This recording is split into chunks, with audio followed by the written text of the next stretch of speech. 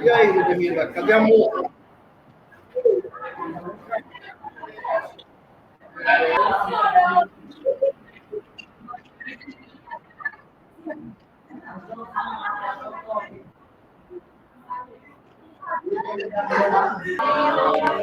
Vamos aplaudir a nossa.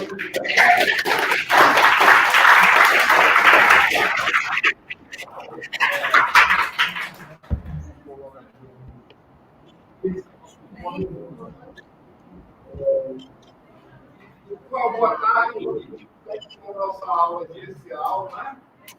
Uma convidada especialista, a deputada Viviane Luiz. Em primeiro lugar, gostaria de agradecer a disponibilidade da professora que está aqui agora conosco.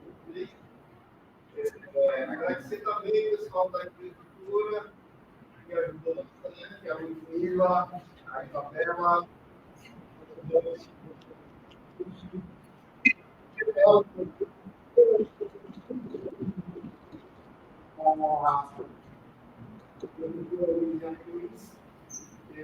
e começar a sessão convidando a nossa professora a estar conosco.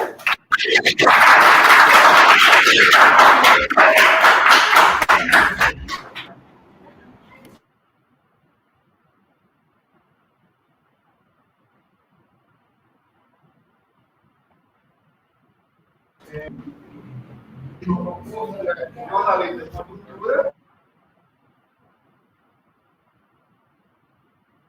a ministra deputada, militante, fundadora do Partido dos Trabalhadores. Para quem eu passo a palavra agora, doutora,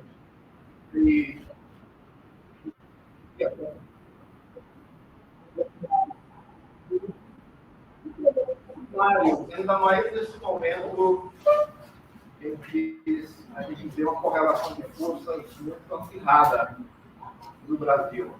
Ok? Então, palavra sua. Muito obrigado por estar aqui. Tá. Agradeço. Giovana, professora de departamento aqui com a gente, a todos vocês. Primeiro, agradeço o convite da disciplina Fundamentos de Comunicação e Jornalismo, sétimo semestre. Sempre uma alegria aqui estar aqui pela universidade, voltar para cá. Eu digo que eu considero que essa avenida da universidade é minha casa. Professor Luiz Sérgio é meu aluno, professor, né, que estava fazendo curso de jornalismo do UFC, e ele está aqui com esse mesmo tipo de essa inquietação, isso é muito importante para a gente. De uma forma geral, para os jornalistas, é muito importante a inquietação. Posso dizer para vocês que ficar em pé, a gente ficar aqui. Eu fico pensando por onde eu começaria, o que eu ia falar para vocês. Vocês devem estar sabendo, né, que eu fiz mestrado em comunicação social e terminei o doutorado na produção de comunicação simbiótica, né? Me preparando para quando retornar para a universidade e a gente poder, inclusive, avançar e poder ajudar que o curso, inclusive, me coloquei à disposição aqui do coordenador para que a gente pudesse conversar mais, inclusive sobre algumas outras experiências que eu tive, nunca quis largar. Para mim sempre foi muito importante estar trocando, fazendo uma praxis e a teoria junto com a prática, e a gente poder estar exercitando, né, a prática revolucionária, a prática do aprendizado. Então, só rapidamente me apresentando para vocês, eu fui presidente do Centro Acadêmico Cristão de Ataíde, nosso CA, fui presidente do Diretório Central dos Estudantes da UFC, fui diretora da Regional da União Nacional dos Estudantes, fui secretária estadual, fui a primeira secretária estadual de juventude. Eu não fui das fundadoras, porque, na verdade, eu sou a primeira geração de juventude do PT. Teve os fundadores, né? E eu entrei, o PT tinha em torno de 10 anos de fundação. Eu fui a primeira secretária estadual de juventude do PT do Ceará, fui a primeira secretária estadual de mulheres do PT do Ceará também. Fui presidente do Diretório Municipal de Fortaleza e fui presidente do PT do Ceará também.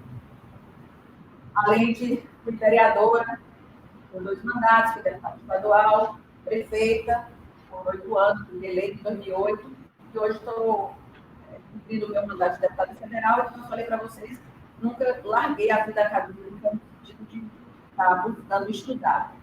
Mas, assim, falar de jornalismo, de política e de jornalismo político, consequentemente, eu fico imaginando se eu ia trazer para cá os conceitos para a gente falar sobre política, porque tem que alinhar o que a gente pensa do político. Porque vocês sabem que o discurso vinculado à política ele sempre é um discurso muito de dizer que todo mundo é igual. Política é todo mundo igual, todo mundo faz igual, todo mundo pensa igual, todo mundo tem as mesmas práticas e hábitos ruins, normalmente são atribuídos a posturas ruins na política, né? Então, as pessoas, às vezes, usam como desqualificação a questão da política. E também o jornalismo, quando ele se combina com política. Eu poderia dividir assim, essa fala hoje de falar sobre comunicação política e jornalismo em 2 momentos. Eu acho que teve o primeiro momento, até o momento onde a gente diz que a comunicação ela só se daria de fato quando quem pudesse emitir, quem pudesse receber, ao contrário, quem pudesse receber, pudesse também emitir. A gente não fosse só o sujeito passivo da comunicação, de recepção. Porque na época que eu estava, onde vocês estão agora, o professor Sérgio nos ajudou muito nesse turbilhão que a gente imaginava, a grande mistificação, a grande raiva que a gente tinha era da televisão. Por quê? Porque a radiodifusão naquele momento, principalmente a TV, né, que é a década de 90, era como se fosse assim, um inimigo presente e ao mesmo tempo ausente. Era uma coisa que a gente não conseguia dizer para as pessoas. E quem estava atrás da tela, era muito difícil produzir vídeo. Eu fui presidente também aqui no Ceará da Associação Brasileira de Vídeo Popular. Fazer vídeo naquele momento, gente, era um feito. Você se dava conta que na faculdade, computadores bem frente, computadores gigantescos, que eram as linhas de edição. Eu dei aula aqui durante 8 anos de fotografia, fotojornalismo, fotopublicidade.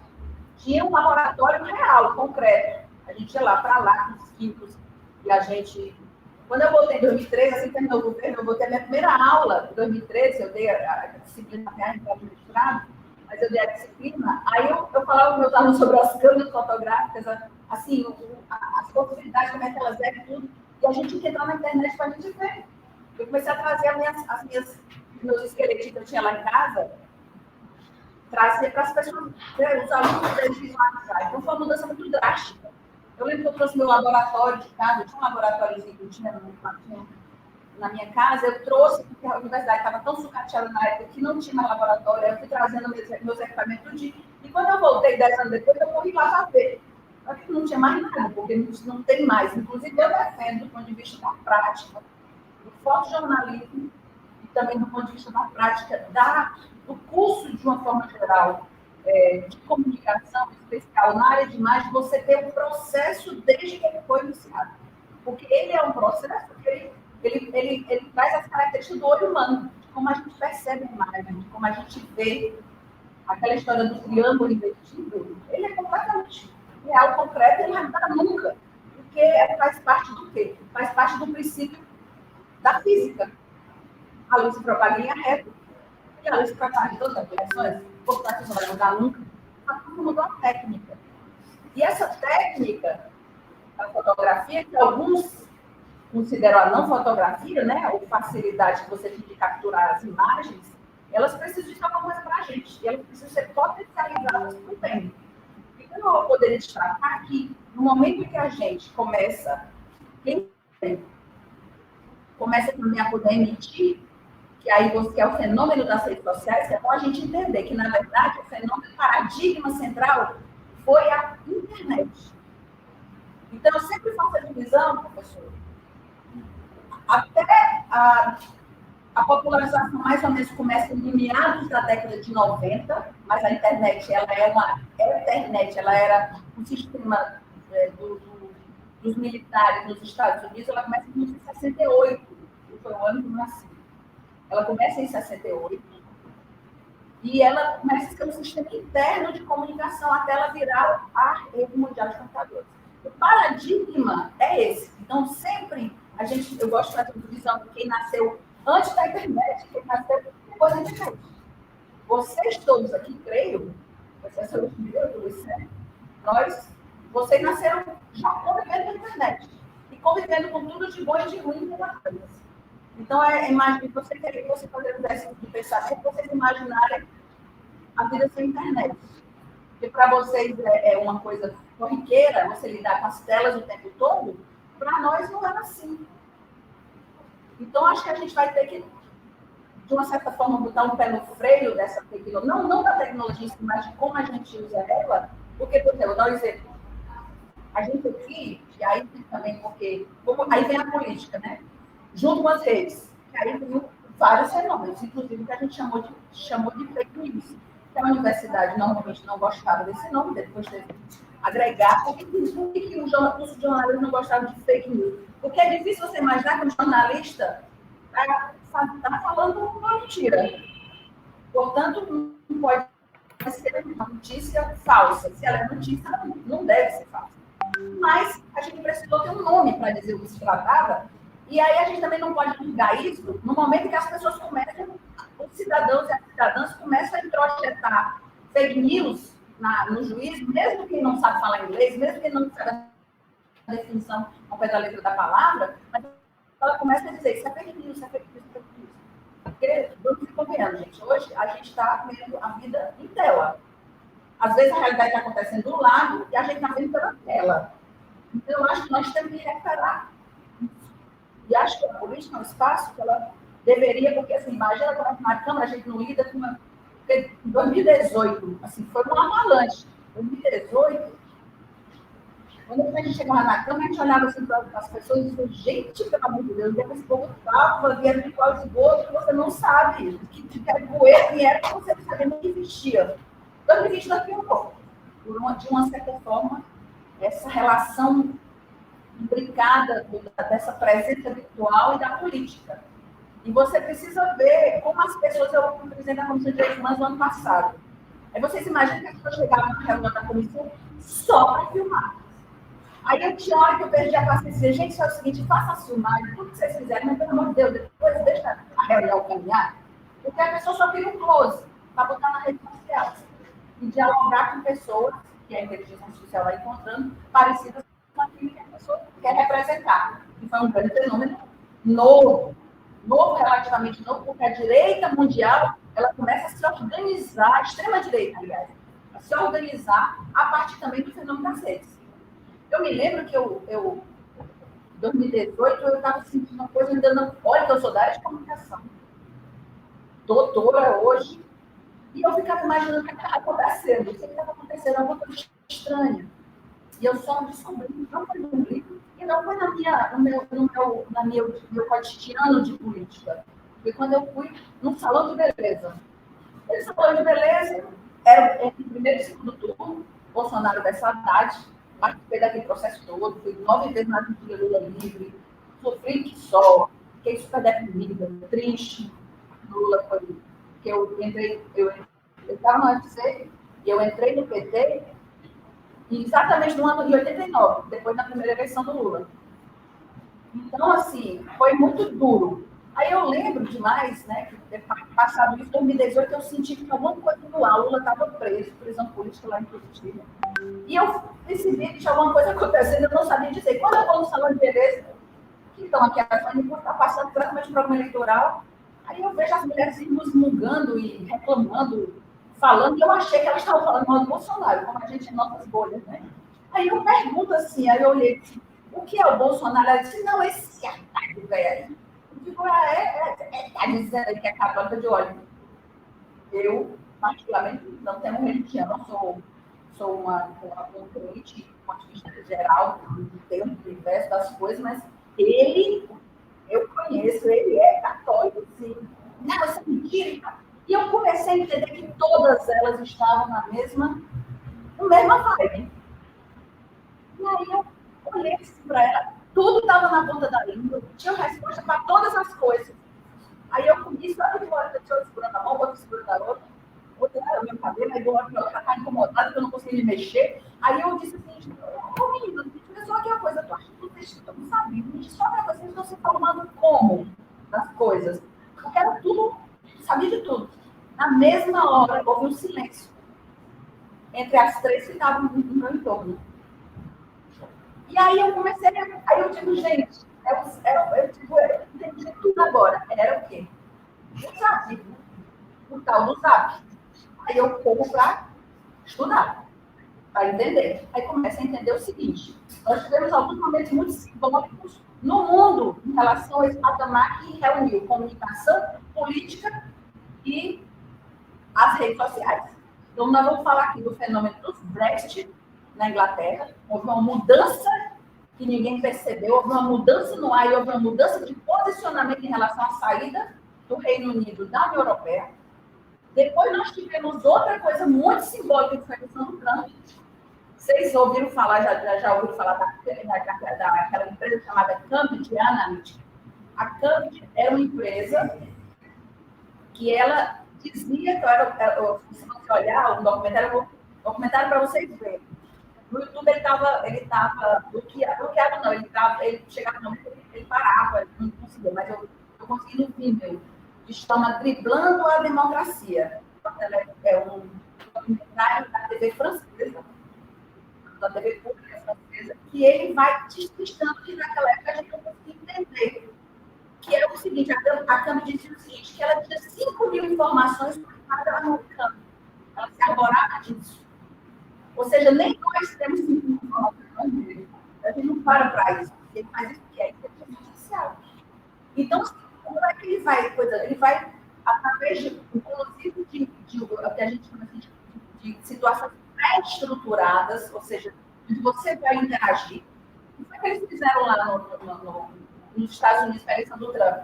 Eles compraram 300.000 perfis no Facebook. A pessoa vai dizer, eu estou vendendo meu perfil, as minhas informações.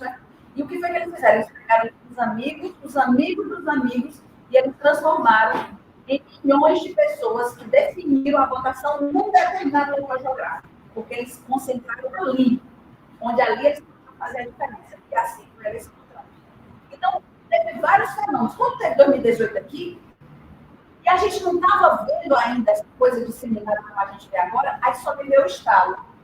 O Zap, que eu via as moças que trabalhavam no salão, olhando, quando terminava entre o cliente, aí você parar o movimento entre o cliente ou para você, ela parava, porque é a comunicação imediata e privada. Aí você começa a ter teoria. O que houve? Na verdade, teoria não, constatado. O que a academia constata depois? Que a partir de 2012, o Bolsonaro começa a entrar nas redes fechadas da sociedade. Ou seja, ele começa a isso, se você pegar, tem alguns amigos que estudaram no doutorado as redes, porque participavam delas, o laboratório, a pesquisa era feita lá. Então, tinha que acompanhar, então, desde 2012, ele começou a dizer, olha, eu sou Bolsonaro, não. Em 2012, ele entra o quê? Ele entra no grupo de afinidade das pessoas.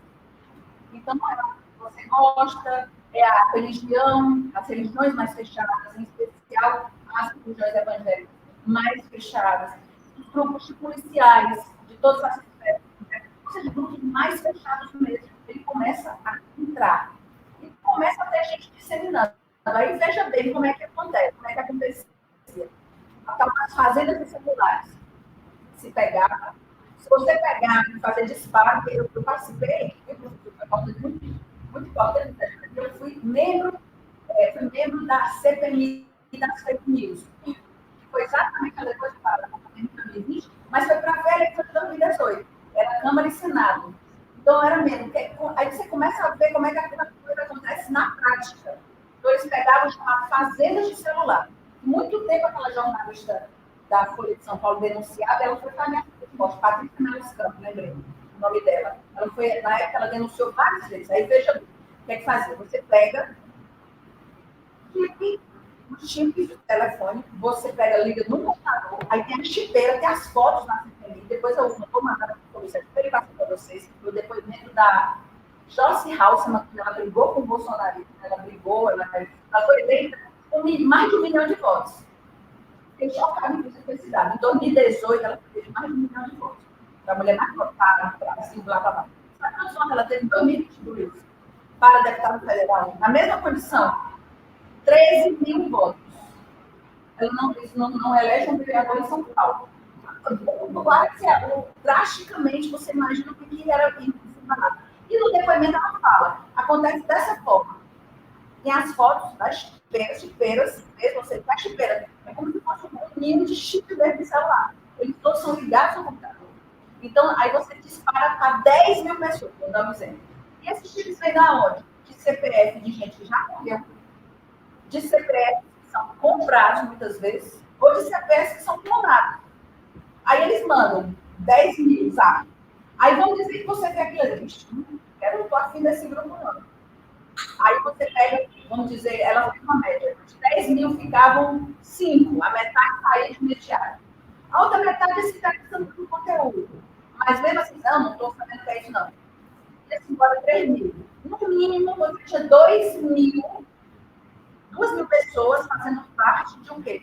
De um chamado convívio orgânico. Convívio orgânico, a pessoa começa a reproduzir. Quando aí isso foi em 2012, começa em 2012, aí começa a participar assim. Quando começa a política, não é à toa, gente, eu estava dando aula na época, 2013, eu voltei para dar aula, que a gente já terminou em 2012, eu lembro que foi na época da história do junho de 2013. Vocês talvez eram bem jovens, né, de 2013, mas junho de 2013 foi um fenômeno que eu trouxe para o meu aluno do SESC. Na seguinte reflexão, eu botava lá o Jornal Nacional ao vivo, e a pergunta que vinha da sociologia da comunicação, até o ponto, é o seguinte: isso é multidão ou isso é massa? O que é que está colocado aí? Porque a gente era uma coisa difusa demais, ninguém sabe de onde veio aquelas, como é que a gente fala? Não é interações, não, tipo aquelas interferências. De uma hora para outra, todo mundo ia para a rua, ninguém sabia direito por quê. Começou. Isso, a semiótica, quando eu fui estudar a semiótica, é interessante quando você vê mudança de local, de um determinado discurso, que ele vai virando outro, e a minha semiótica de massa é uma semiótica discursiva, semiótica narrativa, ou seja, a construção de uma narrativa. Então, ela é tudo é texto para a construção da semiótica, tudo é texto e tudo é narrativa. O que eu estou vendo não é só a linguagem oral, não é só a linguagem visual. São todas as linguagens, elas representam uma narrativa. Portanto, a narrativa de 2013 não é. Primeiro começou com o problema da tarifa de ônibus em São Paulo. Teve repressão. No momento que teve repressão, a gente começou a tomar a rua como se fosse um movimento de fundo da juventude. Mas daqui a pouco, cada um saía na rua com sua plaquinha. Cada um tinha a sua própria reivindicação. E na hora que o governo parava e chamava as pessoas para negociar, ninguém sabia o que dizer. Não tinha liderança ali. Foi uma coisa de... Então, até hoje tem que se provar que aquilo ali não foi interferência direta para estabilizar o governo aqui. 2013. Porque quebraram o Palácio Planalto, fizeram aquela confusão toda, não teve repressão naquele momento na rua, não teve também essa coisa toda, mas assim, existe uma satisfação que não tinha nome. Não tinha nome. Ninguém estava dizendo, vamos querer um pico na Dilma. Não, a gente está querendo revoltar porque o tomate aumentou. Não existia. Era um sentimento difuso que a gente não sabia onde vinha. Então, quando eu me lembro que eu voltei para a universidade, aquela coisa no ano, eu dizia, gente, o que está acontecendo? E você viu o quê? Você viu um setor da juventude. Porque enquanto a gente tinha as manifestações, um setor da juventude estava lá no meio, tinha outro setor vendendo picolé. Eu lembro dessa cena, lá perto do Castelão, passam os jovens reunidos, aí passa um menino vendendo picolé, diz, ó o picolé, quer dizer, era a juventude que não estava atraída naquele momento por aquele tipo de coisa. E sempre teve isso. A mobilização nunca foi... difícil imaginar hoje uma mobilização de massa que envolva todos os setores de uma determinada geração. Normalmente tem Gramsci puro, hegemonia cultural. Gramsci fala o quê? Quem constrói as ideias, a cultura do tempo presente é exatamente os setores, principalmente das classes médias, daquele momento.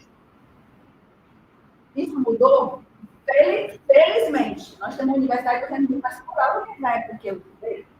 Uma universidade onde você tem cota racial, onde você tem cota de classe, onde você... Hoje é muito mais diversa, é muito mais a cara do Brasil, ela é muito mais nós do que ela era um tempo atrás. Porque os setores mais populares, eles não conseguem passar na universidade pública. Então, você tinha uma inversão do processo completa. Ele tinha que, às vezes, ter muito sacrifício à família para poder entrar na universidade privada. E os classes do setor de classe entraram nas universidades públicas. Então, você não tinha uma universidade com a cara do nosso povo, com a cara da nossa sociedade. Então, assim, voltando para 2013, então, só para dizer para vocês que 2013 foi muito emblemático. Ninguém sabe de onde surgiu e ninguém sabe para onde foi aquele momento. Mas aquele momento ele deixou marcas. O que veio depois dele? O impeachment da Dilma, a prisão do Lula, isso foi essa coisa histórica. E depois foi o quê? Bolsonaro. Ele para o Bolsonaro. Então, foi uma construção bem direitinho. E da narrativa inicial, que era dos R$2 da passagem de 2 caminhos em São Paulo, virou uma insatisfação contra alguma coisa que estava no ar e ninguém sabia dizer o que era. Mas houve mobilização, houve vários documentos, inclusive, muito pesados contra, lá quebraram a Alvorada, o Palácio na época, essa coisa toda. Então, a gente precisa entender, né, eu estou mais colocando, não diretamente minha experiência, porque aí você imagina o que é. Chegou a altura dessa campeonato na minha vida, já, e a comunicação, como aluna do professor Luiz Sérgio, depois professora da universidade, depois como parlamentar, você tem uma relação com jornalistas que estão cumprindo a Câmara Municipal, com jornalistas que estão cumprindo a Assembleia Legislativa. Depois você tem a visão do executivo. É quando a primeira vez o impacto que a gente tem com setores que são os donos da comunicação, né? Que são donos das empresas. Pelo menos das empresas clássicas, que antes a gente chamava de jornalismo oficial, né? Da grande mídia, da grande imprensa, a gente chamava assim na minha época. E a gente não é difícil furar o cerco, porque não fosse você acabar de trabalhar numa dessas empresas. Depois aí começou o movimento sindical mais forte, começou as pessoas, o jornalismo sindical também sendo mais preeminente, os jovens já buscando outros caminhos. Hoje tem os blogs, tem as possibilidades de você fazer a sua própria comunicação, de você emitir suas opiniões de forma com credibilidade, digamos assim. Então, assim, muita coisa mudou, a gente não pode deixar de ver que foi tudo muito rápido. E a tecnologia não tem mais freio. Nós precisamos saber como é que nós vamos conviver e fazer com que ela seja uma coisa boa para a humanidade. Não que a gente está cada vez mais deixando para trás as coisas ruins. Vou dar só um exemplo. Ano passado eu fui convidada para dar uma aula mais lá na Sciences Po. Sciences Po é a Universidade de Paris. Hoje é um dos centros de excelência de pensamento do mundo. A aula, não sei de que, ela está no meio. E uma coisa que me surpreendeu, a gente conversando, eles fizeram um centro só para estudar dentro dessa universidade as tecnologias da informação e as redes sociais e tudo que ela produz. Tudo. Feio. É quando você bota alguém falando o que nunca falou, é quando você bota alguém numa situação que ela não está, onde você movimenta tudo através da inteligência artificial. E eles fizeram isso, que é uma que me surpreendeu, tá? Prestando atenção, professor, não se usa o WhatsApp lá na França. É tipo a cafona, é uma coisa que ninguém é invasivo. Todo mundo ou manda mensagem de texto pelo telefone, senão não manda, não existe isso lá. E aí, quando veio 2018, que eu falei para vocês, na eleição do Bolsonaro, uma coisa que eu lembro, aí comecei a estudar, porque eu gosto, aí quando eu nesse processo de crise existencial e entender as coisas, eu passo, não sei quando eu vou, passo 2, 3, 4 dias trancado estudando. Aí você começa a entender tudo. As redes sociais, do ponto de vista da disputa política, ela vai de acordo com a situação e o país. Por exemplo, o Zap, eu fui entender que ele é utilizado nos chamados países em desenvolvimento, onde a conta você pode não pagar a conta do seu telefone, mas você continua a ter acesso à mensagem para você. Se você tiver no Wi-Fi, pelo Zap. Portanto, os setores mais populares, ou seja, o impacto sobre o Brasil da vida é muito maior no Zap, como foi nos Estados Unidos, no Facebook, lá na Inglaterra, foi no Facebook. Por exemplo, outro também, no Twitter, quando teve a queda lá do Evo Morales, toda aquela confusão, teve um golpe contra o Evo Morales, tinham mais de 60 mil perfis falsos no Twitter, que era um grande instrumento que era usado. Então, vai mudando de acordo com o quê? A economia do país vai mudando de acordo com o momento histórico, vai mudando de acordo, inclusive, com a cultura da sociedade. Elas não são, imagina que o Zap, que é generalizado no Brasil, que é também na França, que nem sequer usa. Então, assim, isso é uma coisa para a gente ficar se preocupando. E, por fim, eu não falar muito, porque se eu vou falar, se vocês quiserem perguntar, eu estou à disposição. Desculpa o atraso, até dia de luz, acho que eu atrasar, o voo atrasou, eu passei em casa, eu vou tanto inferno para chegar aqui. Mas, assim, eu quero dizer para vocês o seguinte: o jornalismo, mesmo as tecnologias e mesmo os meios, as formas, são diferentes, mas o jornalista, como um herói da sociedade, continua do mesmo jeito. Você ter pessoas comprometidas com a notícia e que militam naquela causa, que eu sempre disse muito para os alunos. Essa coisa de dizer que o jornalista não tem lado, isso não é verdade. O jornalismo não é neutro, o jornalismo não é uma coisa apática descolada da realidade. Porque quando os jornalistas são os donos das empresas que eles são contratados, não são. Então é problema do mesmo jeito. O jornalismo tem lado sim, ele pode não ter partido, mas ele tem lado que é o quê? Da verdade, da justiça, da esperança, do amor, das coisas boas da vida. O jornalismo tem esse lado sim. E porque eu já vi tanta gente, viu, no ano passado, pela quantidade de confusão que eu já passei, você imagina a relação que eu tive em todos os momentos diferenciados com a empresa. Quando o pessoal brinca no parlamento, assim, quando você é parlamentar, você corre atrás da empresa para você aparecer. Quando você é executivo, você corre da empresa. Porque todo dia está lá, independente da sua vontade, você tem que falar do buracão, você tem que falar da creche, você tem que falar da escola, você tem que falar do preço da tarifa de ônibus, você tem que falar. E tem que se relacionar. Isso aí foi uma coisa que eu não tinha ideia com os veículos de comunicação oficiais. Agora, foi o momento, eu terminei em 2012. Então, em 2012, as redes já estavam encaixando com essa história das redes sociais, na agricultura. Só para vocês terem ideia, o YouTube é de 2005, gente. A primeira transmissão do YouTube é em 2005. Foi o primeiro ano do governo da gente aqui na Prefeitura de Fortaleza. Então, é tudo muito novo. E o que se vai fazer com isso está na mão de vocês. Está na mão do que a gente vai ter aqui para frente. E a gente precisa militar nas boas causas. Porque isso jamais pode mudar as tecnologias, pode mudar a forma, pode mudar o formato, mas o bom jornalista, ou a boa jornalista, a gente conhece de longe. A primeira pergunta que faz, da primeira forma que se porta normalmente. Então, assim, Aí, isso nessa primeira tem de tudo, né? Porque aí você tem, por isso que a gente defende muito a questão da comunicação pública. A gente quer que cada vez mais ela se aproxime da sociedade. E não a comunicação extemporânea. É quando eu tinha que didaticamente explicar para as pessoas para as pessoas, os cidadãos comuns que não são da área de comunicação, que não são da universidade, quando eu chegava para dizer assim, gente, vamos ficar aqui uma coisa. Vocês viram isso na televisão, foi? Tá. Aí vamos dizer o seguinte, a televisão tem dono.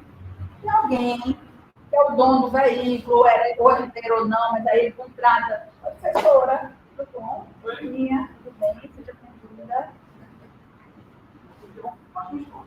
Então, assim, quando a gente se dá de cara com isso, é o primeiro impacto, a gente achar que a gente vai dizer o jeito que a gente pensa e fazer do jeito que a gente quer, não é bem assim. Depois que o fenômeno das redes, ele já começa a mudar um pouco, porque você começa a dizer, quem recebe também pode emitir. Mas aí dentro disso vem o quê? Vem a notícia falsa, que ela tem uma característica importante, que é o quê? Ela tem cara de notícia verdadeira. Normalmente você ancora no pé que tem credibilidade. Normalmente você é uma coisa que tem que de comunicação concentrada. Então, isso daí é a característica de você. Mas eu estou vendo, né? Eu estou vendo, e eu vi uma coisa que eu escutei na CPMI esses dias, mas que é outro absurdo da humanidade deste momento histórico. Mas como isso não é verdade, isso é nisso que eu acredito. Tipo, é quase isso. Então, para fechar, nós temos um mundo que veio à tona, esse mundo da extrema-direita no Brasil, por exemplo, a gente não conhecia. É fato. A gente conhecia a direita, que foi engolida pela extrema-direita, no período mais recente. Nós derrotamos um Bolsonaro, um fascista, mas não derrotamos um fascismo. Vivo e latente, e racista, e machista, e misógino, e LGBTfóbico, tudo de ruim. Mas ele está ali, patente. E não juiz das pessoas. Se a gente tivesse aquele grilinho do bem e o grilinho do mal. Né? O diabinho, né? Alegoricamente falando assim, para que as pessoas elas sejam melhores, ou que as pessoas elas tragam o que elas têm pior dentro dela para a esfera pública. Então, nós estamos nessa luta, nessa disputa. É uma disputa, gente, que vai trilhar aí o tempo da história. Mas ela precisa que vocês sigam adiante fazendo.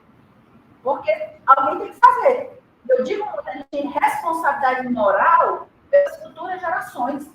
E pelos presentes também, vocês. Em 2013, que eu estava falando há pouco, da mobilização, eu acreditava com o quê? Há 10 anos atrás? Era 9, era criança. 9, 10, 11, entendeu? Bebê. Então, está tudo muito rápido. E a gente tem que entrar nessa velocidade, não para se alienar, depois de buscar a verdade. Eu acho que isso daí, nunca um bom jornalista ele vai ser ultrapassado, porque ele vai estar sempre sendo um cidadão, uma cidadã, são essenciais para a sociedade. Inclusive, para fazer o bom debate dentro das redações. Porque hoje você não fala só de redação de jornal impresso. Você fala de redação que é tudo, né? É a rede, não sei o que, o cara quer me dar, se dá um diálogo. Eu vou dar entrevista hoje na rádio, eu dava entrevista na rádio, estava toda descabelada, assanhada, do jeito que estava mesmo. Eu não posso mais, porque agora é filmado. E é transmitido. Então, não é mais só a rádio, no sentido do microfone, ela agora é agora, todas as mídias estão juntas ali. Então, isso tudo, gente, tem que entrar agora no canal de vocês para melhor construção da notícia. Aí, qualquer dia eu vou falar de outras coisas. Gente, eu estudei muito, o meu mestrado em comunicação social foi no jornalismo, lá na PUC, embora eu estudei a marca Fortaleza Bela, que era uma alta etnografia, mas foi no jornalismo, professor incrível, fantástico, o professor Leonel Aguiar. E eu estudei muito sobre. A gente tinha um grupo de pesquisa do jornalismo, chamado TJ, Luiz do Jornalismo. Fiquei 2 anos ou 3 anos participando desse grupo. E esse grupo discutia várias coisas, essencialmente do jornalismo, que é a história da teoria da agenda. A gente não sabe o que é que pauta o mundo. O que é que pauta? Por que uma coisa uma coisa tem noticiabilidade e a outra não? Isso não é por acaso. Não só são as escolhas humanas e tal, ela tem uma série de coisas, são escolhas humanas, mas dentro de um contexto que tem empresa, que tem negócio, que tem não sei o que tem as grandes. Hoje o mundo está dividido em duas grandes, nós somos mediados por 2 grandes empresas. Você tem do lado a Google, você tem o Android, né? Você tem do lado do Android, você tem do outro lado da Apple. Tudo é mediado hoje pelo Google. Eu lembro demais e eu fecho com isso, porque para deixar vocês falarem. Quando eu comecei a segunda aqui, eu fui de solo nas empresas. Eu comecei, eu convoquei gente do YouTube, eu já sabia o que estava acontecendo, eu já tinha estudado. 2018 tinha sido para mim esse impacto. Aí vai a direção do Google aqui, vai falar comigo lá no gabinete, em Brasília. E eu queria muito que ele tivesse com as minhas expectativas. Assim, eu estava dizendo, mas, gente, pelo amor de Deus, tem filho.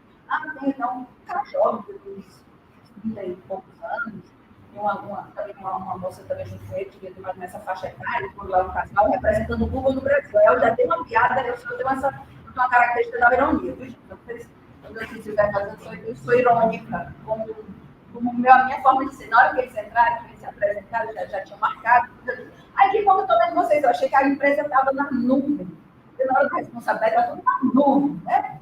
Aí, eu digo, bom, aí se apresentaram, conversaram, eu digo, mas, gente, perguntei se eles tinham filho, 2 tinham filhos adolescentes, eu digo, pois é, muito preocupada com isso que a gente está falando aqui. Você está falando que você precisa de uma determinada coisa. E aí, daqui a pouco, começa a tela pulando ali no mercado, né? Pulando das promoções daquilo, essa coisa toda. E eu achava que ele ia dizer assim, não é bem assim. Ele disse, eu fiquei em slide shock. Ele disse, só não grava. Mas você está falando, o celular estiver desligado assim, está ligado, mas não está. Mas ele está pegando o quê? Os sons para que a inteligência artificial vai transformar em algoritmo. Por isso que você disse que eu estou pensando em comprar uma máquina de lavar e depois tome máquina de lavar e toda a tela que se abre. Ou seja, assim funciona. Só que essa estratégia, até então, era usada pelo mercado mundial. E a partir de, como eu falei para vocês, do Brecht, depois do Trump, e depois do Bolsonaro, o povo é da política. O mundo de inteligência artificial, ele passa os algoritmos, ele começa a trabalhar em função da política, consequentemente, da disputa da hegemonia cultural, consequentemente, nós temos que fazer a nossa parte, resistir e avançar no outro lado. Porque eu acho que só assim que a gente vai conseguir ter algum alento no jornalismo, na comunicação, na política, fazer com que as estruturas, elas sejam, muitas vezes, elas precisam ser, as pessoas acharem que poder, dinheiro e estrutura não resolvem necessariamente as coisas. Existe muito mais coisa entre o céu e terra do que é capaz de perceber e de falar a filosofia humana. Portanto, nós somos muito mais. Então, nós não podemos as caixinhas não podem nos conter. As redes sociais não podem nos dominar. A gente, elas têm que ser instrumento para a gente, não nós temos que ser instrumento delas. Porque sabe o que? O cérebro é um músculo elástico. À medida que você vai só recebendo informação e que o seu cérebro não está ali trabalhando, você vai querer muito menos as coisas. Você vai se conformando muito mais com tudo. E achando que é isso mesmo que está posto. E vai se acomodando. Que é tudo que a humanidade não precisa. Ficar agora para começar a ser ignorante. Andar para trás. Nós temos que olhar para frente. E eu acho que é só vendo vocês que a gente vai entender. Muito obrigada. Muito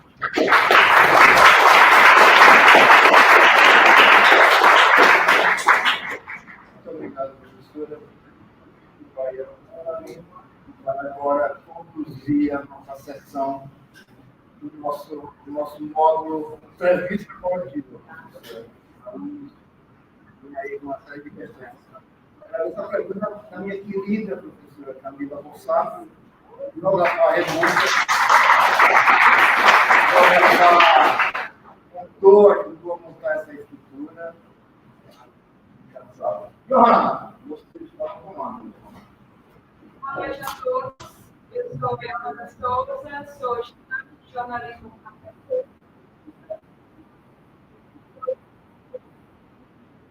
Para darmos início à sessão de perguntas dos alunos do curso de jornalismo, eu convido a estudante Jennifer Rebouças para fazer essa pergunta. Boa tarde, sala de técnicos. Primeiramente, é uma honra tê-la aqui conosco para ser a nossa entrevistada. É uma honra ter disponibilidade aqui na nossa instituição. Como mulher parda, de castanhas, estou com blusa branca, cristãs floridas, calças jeans. E a minha pergunta para você é a seguinte, para a senhora é a seguinte: quais foram os motivos que levaram a senhora a entrar para o meio político e o que segue lhe impulsionando até hoje? Obrigada.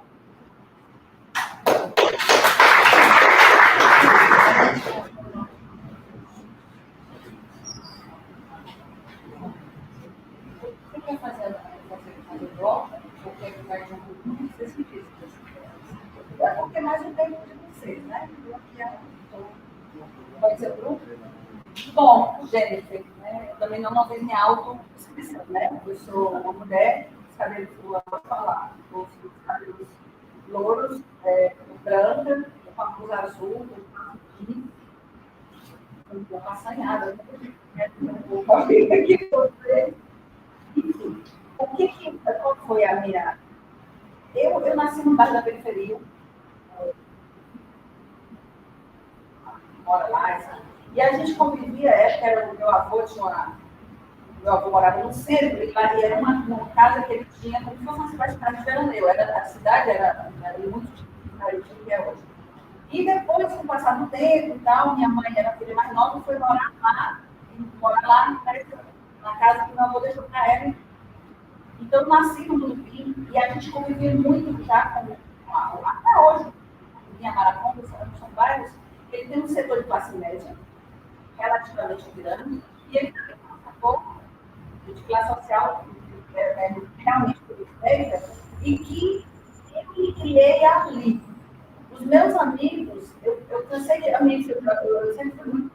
Eu jogava raia, né? Picolava no campo, eu jogava futebol pequeno. E eu me lembro demais de eu ter visto alguns colegas que a gente andava de bicicleta junto, que a gente jogava no campo junto, soltava pipa junto, jogava preto, uma TV. E era uma cidade jovens, era adolescentes, 12, 13 anos de idade. E eu me lembro que eu nunca me esqueci da cena. Porque assim, a gente tinha uma relação tão fraterna, tão amistosa entre nós, meninos, meninas, a coisa toda. Eu lembro demais dessa lista, me impactou profundamente, de começar a querer entender.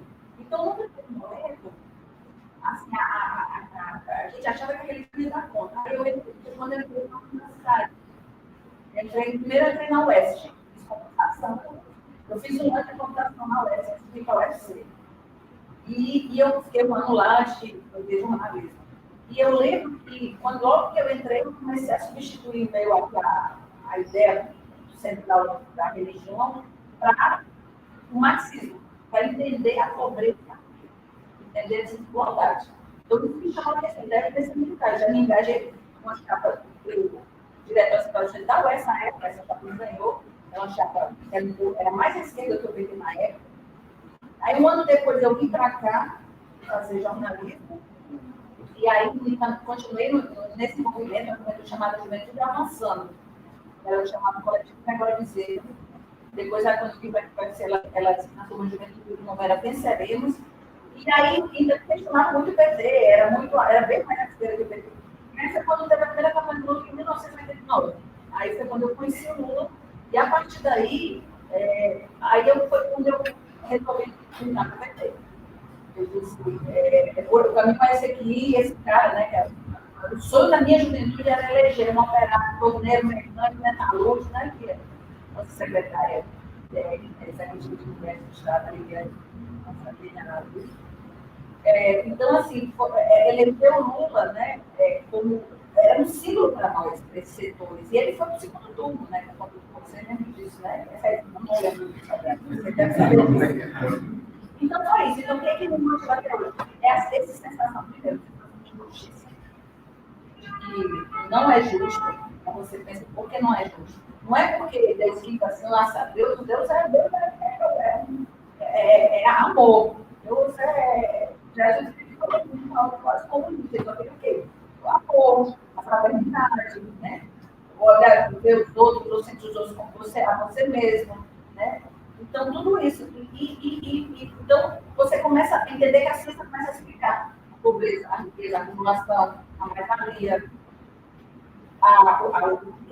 as formas de produção. Eu lembro que eu brincava muito, eu dizia que eu era contra qualquer forma de meio de produção, eu era a favor eu brincava, era da idade que você dizia assim, eu sou a favor da democratização dos meios de produção e de reprodução. Eu dizia que as mulheres tinham que ser sexualmente livres, eu brincava com isso. Os meus de produção no marketing, quem controla os meios de produção são exatamente os do mundo. Esses meios de produção não mudaram, o capitalismo mudou, porque você tinha grandes indústrias, você tinha forma de indústria de produção, você tinha o Fordismo, o Taylorismo, que era a forma de produção. Cada pessoa ali estava produzindo carro, por forma do export e tal. Mas assim, depois você hoje tem o quê? Você tem uma financiarização do capital mundial. Você tem as grandes big techs, as empresas de tecnologia, ela tudo por conta disso. E você tem também uma setorização da produção, que o cara não faz, mas ele não se vê mais nem no carro que ele terminou de fazer para vender. Porque cada um só cuida daquela peça. Então, você tem indústrias segmentadas mundialmente. Então, cada vez mais o processo de alimentação do trabalho. Então, tudo isso, eu acho, a sensação que eu tenho é que a gente tem que remar com a maré. E a gente tem que buscar, acima de tudo, justiça. E qual é a primeira, eu penso que a primeira justiça que a gente precisa estabelecer, por isso a política me instiga, a justiça social. Porque depois que ela está colocada, todas as outras, elas são mais viáveis e mais possíveis. Então, acho que, claro que aí a gente vai passar por uma discussão aí de gênero, de raça, de classe, tudo está colocado. Mas eu acho que buscar a igualdade social, ela é fundamental. Só quem encontra esse caminho, ou felizmente ou infelizmente, é a política. Nunca foi a barbárie, nem foi uma coisa assim, que você faz do jeito que você quer e acabou que vai resolver. Não consegue. A política é um termo grego, que vem da Grécia, que é o quê? É quando você junta a coletividade para chegar a uma conclusão e buscar os melhores caminhos das coisas. As grandes assembleias, quando eu era burguesa, foi o que a gente tem muita gente que até hoje. Por esses partidos, nem hoje não tem a mesma representatividade, infelizmente, o partido é muito parecido com o negócio, as pessoas mudam de cor, é uma meio esquisita, mas ainda não encontramos outro caminho que seja político. Por isso, até hoje eu me sinto instigada em estar colaborando, enquanto eu tiver energia, tiver força, e acho que acreditar no futuro e acreditar no presente também, acho que vou estar dando a minha contribuição, do jeito que eu obrigada pela atenção. Professora, na sua fundação, lembrei, nós temos 13 inscritos. Pois é.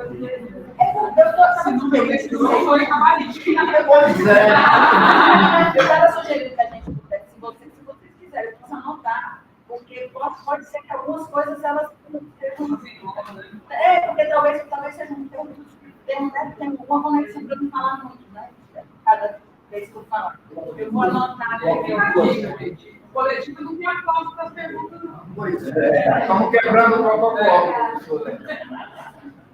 Eu vou anotar aqui.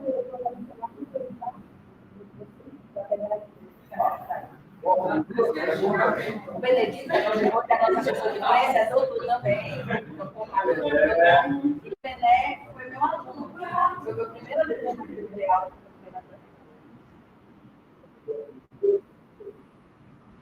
13, então, fazemos 3. Então, no meu grupo de atividade, eu convido agora a estudante Joyce Rodrigues e logo após Gabriel Lucas.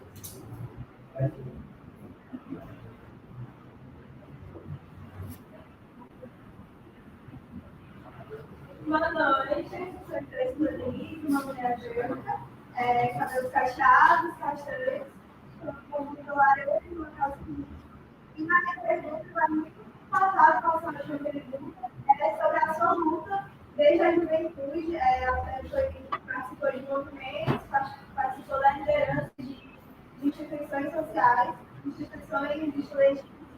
E eu queria saber a sua percepção sobre a importância da participação da juventude, né? Tanto da conscientização política e de uma participação efetiva dessa juventude nas práticas das lutas sociais.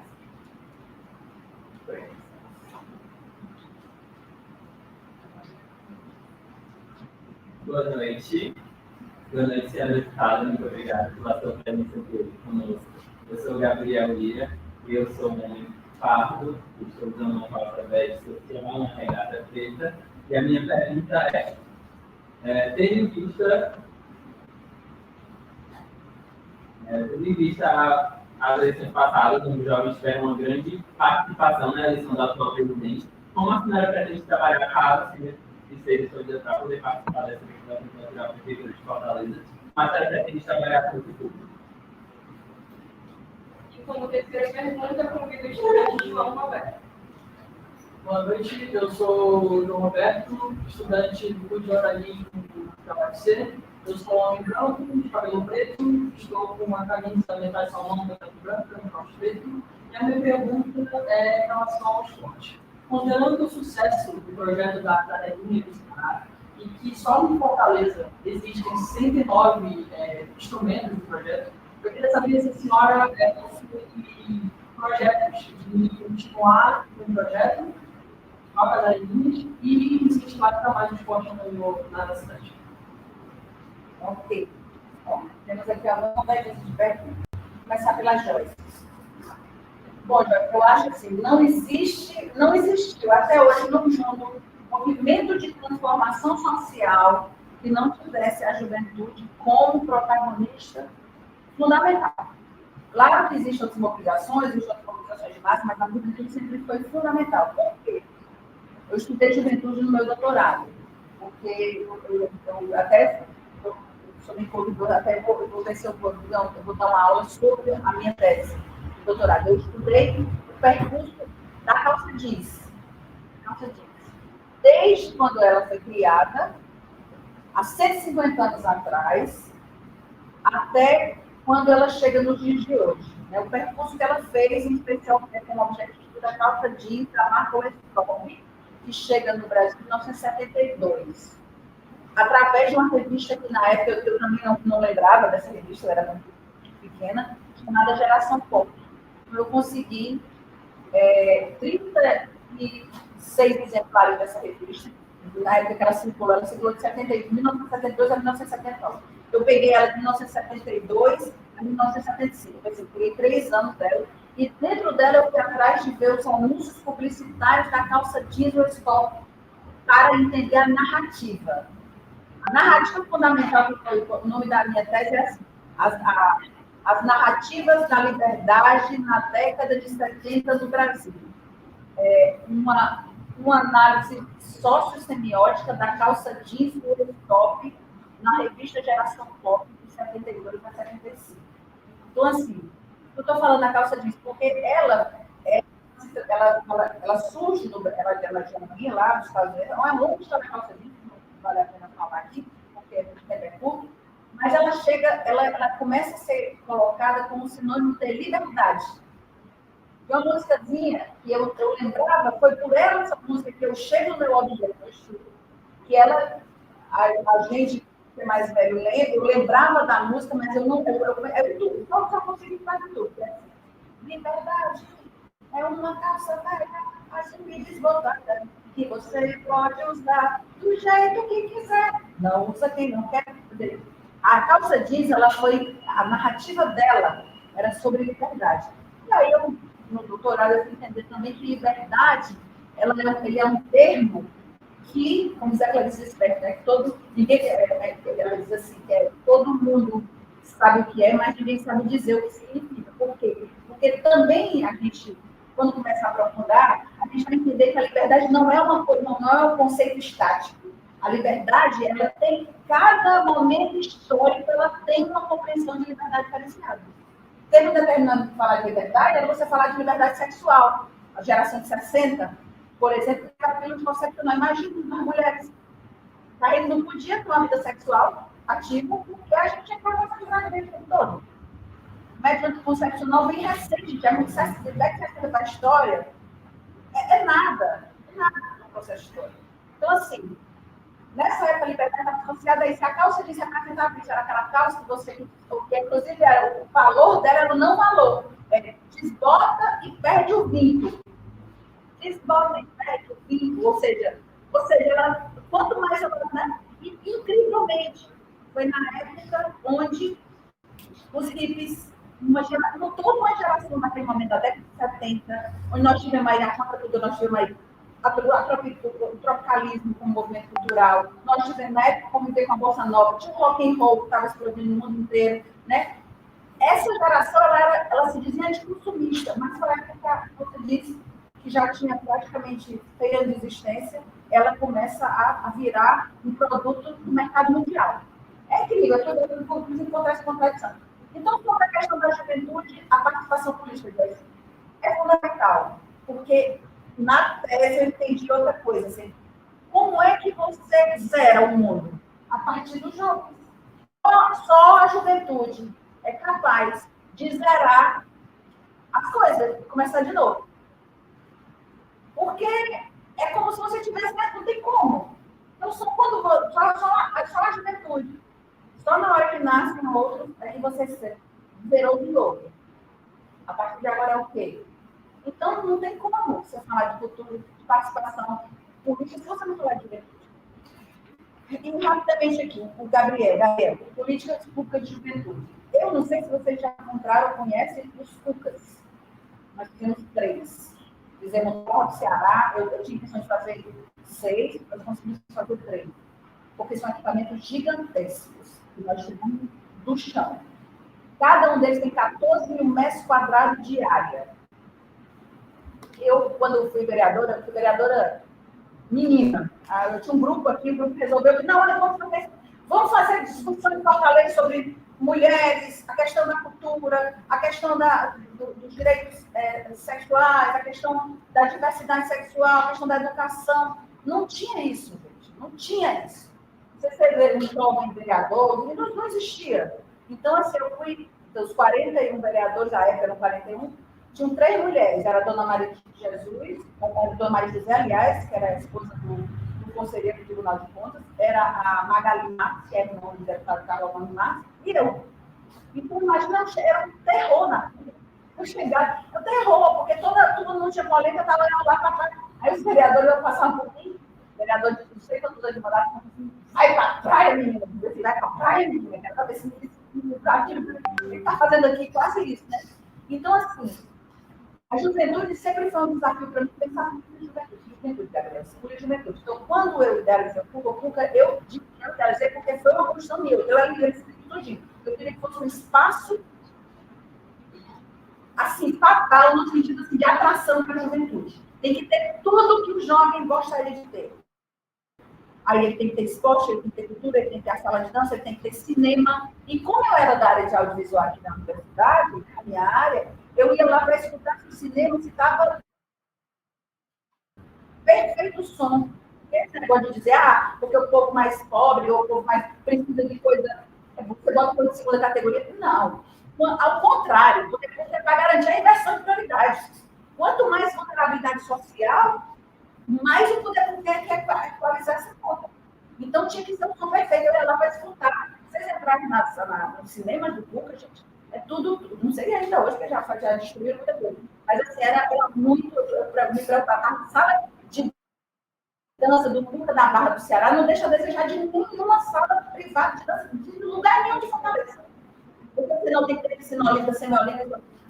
Eu vou dar um exemplo aqui para você. Quando eu fui lançar a pedra fundamental do PUC, que foi só, a gente preservou um pouco de regatas, porque a gente conquistou um pouco do patrimônio e tal. Mas eu lembro demais dos jovens, aí um monte de jovens assim, assistindo, e eu lá falando, gente, eu tem isso aqui, para fazer isso, para fazer isso.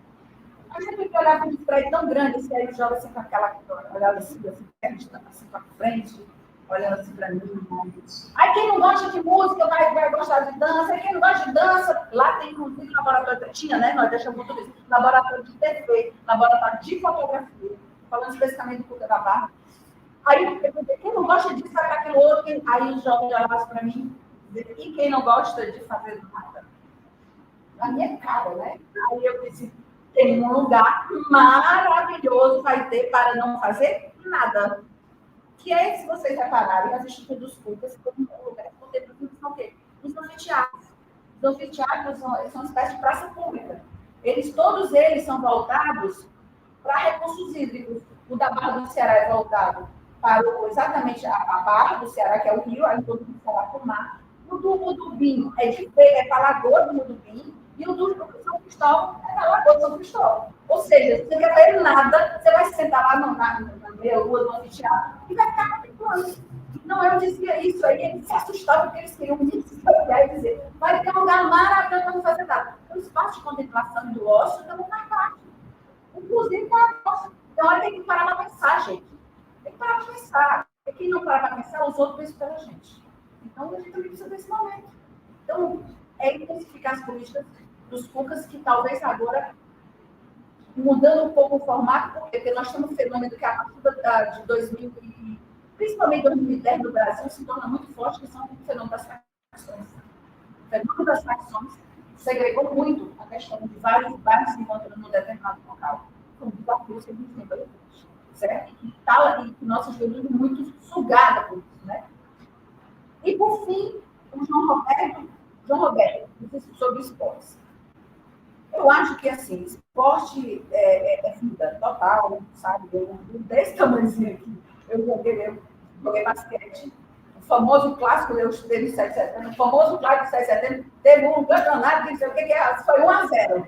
Aí, como 1-0 no basquete, eu fiz uma cestinha, gente, cestinha de falta. E foi a única cesta, então não era essa, eu nunca joguei basquete, nem muita proeza, não, mas assim, eu acho que esporte é tudo.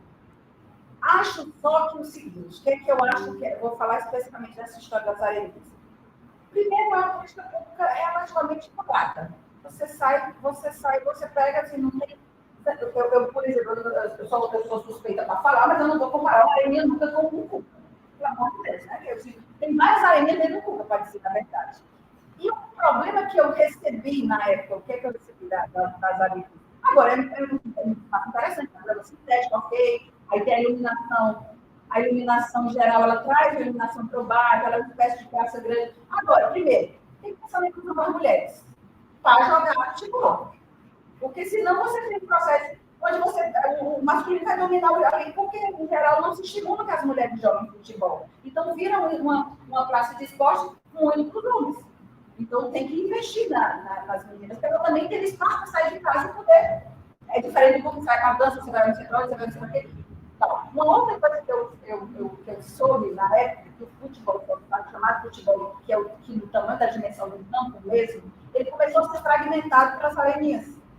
Porque o pessoal queria só um pequeno espaço, não queria um campo geral. Então, são essas coisas que fazem a diferença, que você precisa entender. Porque é brilhante demais eu ser procurada pelo pessoal do futebol de campo, porque por revoltado, porque estavam acabando o futebol, a dimensão real do campo de futebol, para poder botar uma areninha lá. Aí eu dizia, mas eu falava, eu dizia que é porque a política é do prefeito Roberto Cláudio, e vou dizer que eu estou explicando a política dele, mas tinha isso que era concreto. Porque muitos espaços de futebol do tamanho tradicional que é o futebol, eles foram diminuídos até acabar para virar areninhas. Isso é concreto. Então, assim, eu acho que a areninha é interessante, mas a gente precisa de muito mais. A gente precisa de esportes também que desafiem, né, os jovens. A gente precisa de coisas que saiam também do nosso cotidiano, que não tem tudo para isso. Acho que o esporte, tivemos muito, inclusive seus alunos, que foram meus contemporâneos, muita gente que fez carreira de jornalismo esportivo e foi tudo de novo. É um pessoal muito preparado e muito bacana. Não é à toa que nós fizemos desenvolver uma mulher prefeita para poder fazer a primeira grande reforma do novo presidente Vargas, como nós fizemos. Inclusive, tudo que tinha direito. A primeira coisa foi aquele vidro temperado. Você tem ali aquele vidro temperado, que é aquele que chama ali, como é que chama aquela que fica... que você fica mais perto do campo, tem um nomezinho no esporte. Alambrado de vidro temperado, foi o primeiro do Brasil, da época da Copa. Por que ele dá? Porque dá a sensação de você estar dentro do campo. Então, eu adoro verificar o vidro, dá essa visão de tudo. Diferente daquele alambrado que é cheio de só as telinhas, que você não dá mais um vidro temperado dessa sensação. Então, para nós, foi uma grande alegria voltar. Cácula, eu sou ferroviária, Cácula era o jogo lá no Presidente Vargas, então eu acho que o esporte é transformador. E acho que o jornalismo, sempre tem um jornalista do esporte bacana, assim, é sempre muito, sempre muito.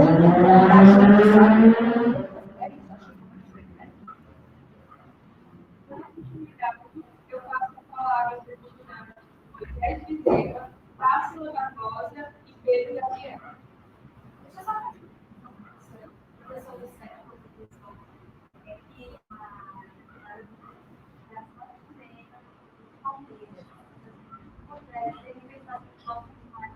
Mas a gente vai ter muito outro. Só aquele pessoal para que eu não vou falar.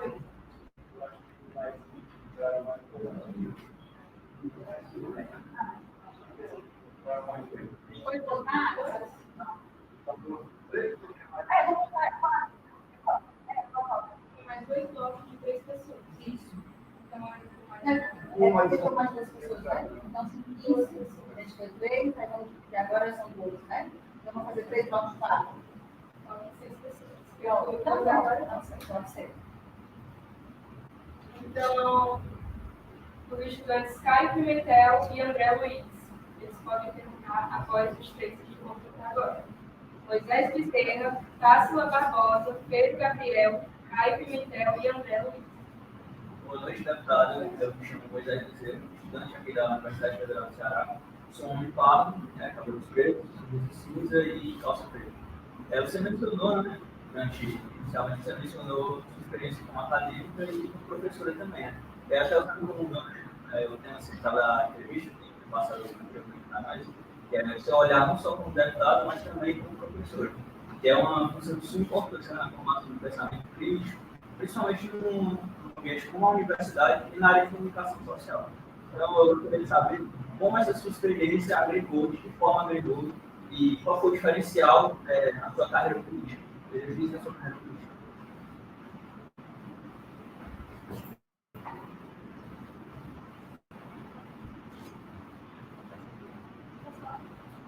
Boa noite, deputado. Meu nome é Társila Barbosa, sou uma mulher negra, de 70, todo mundo passarinho, pegando preta, cabelo cacheado.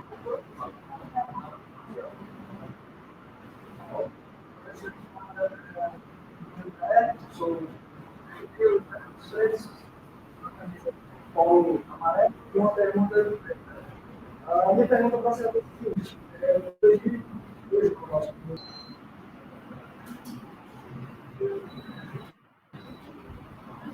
boa noite, deputado. Eu sou Caio Pimentel, sou um homem pardo, estou vestindo a surpresa preta, calça jeans e um tênis.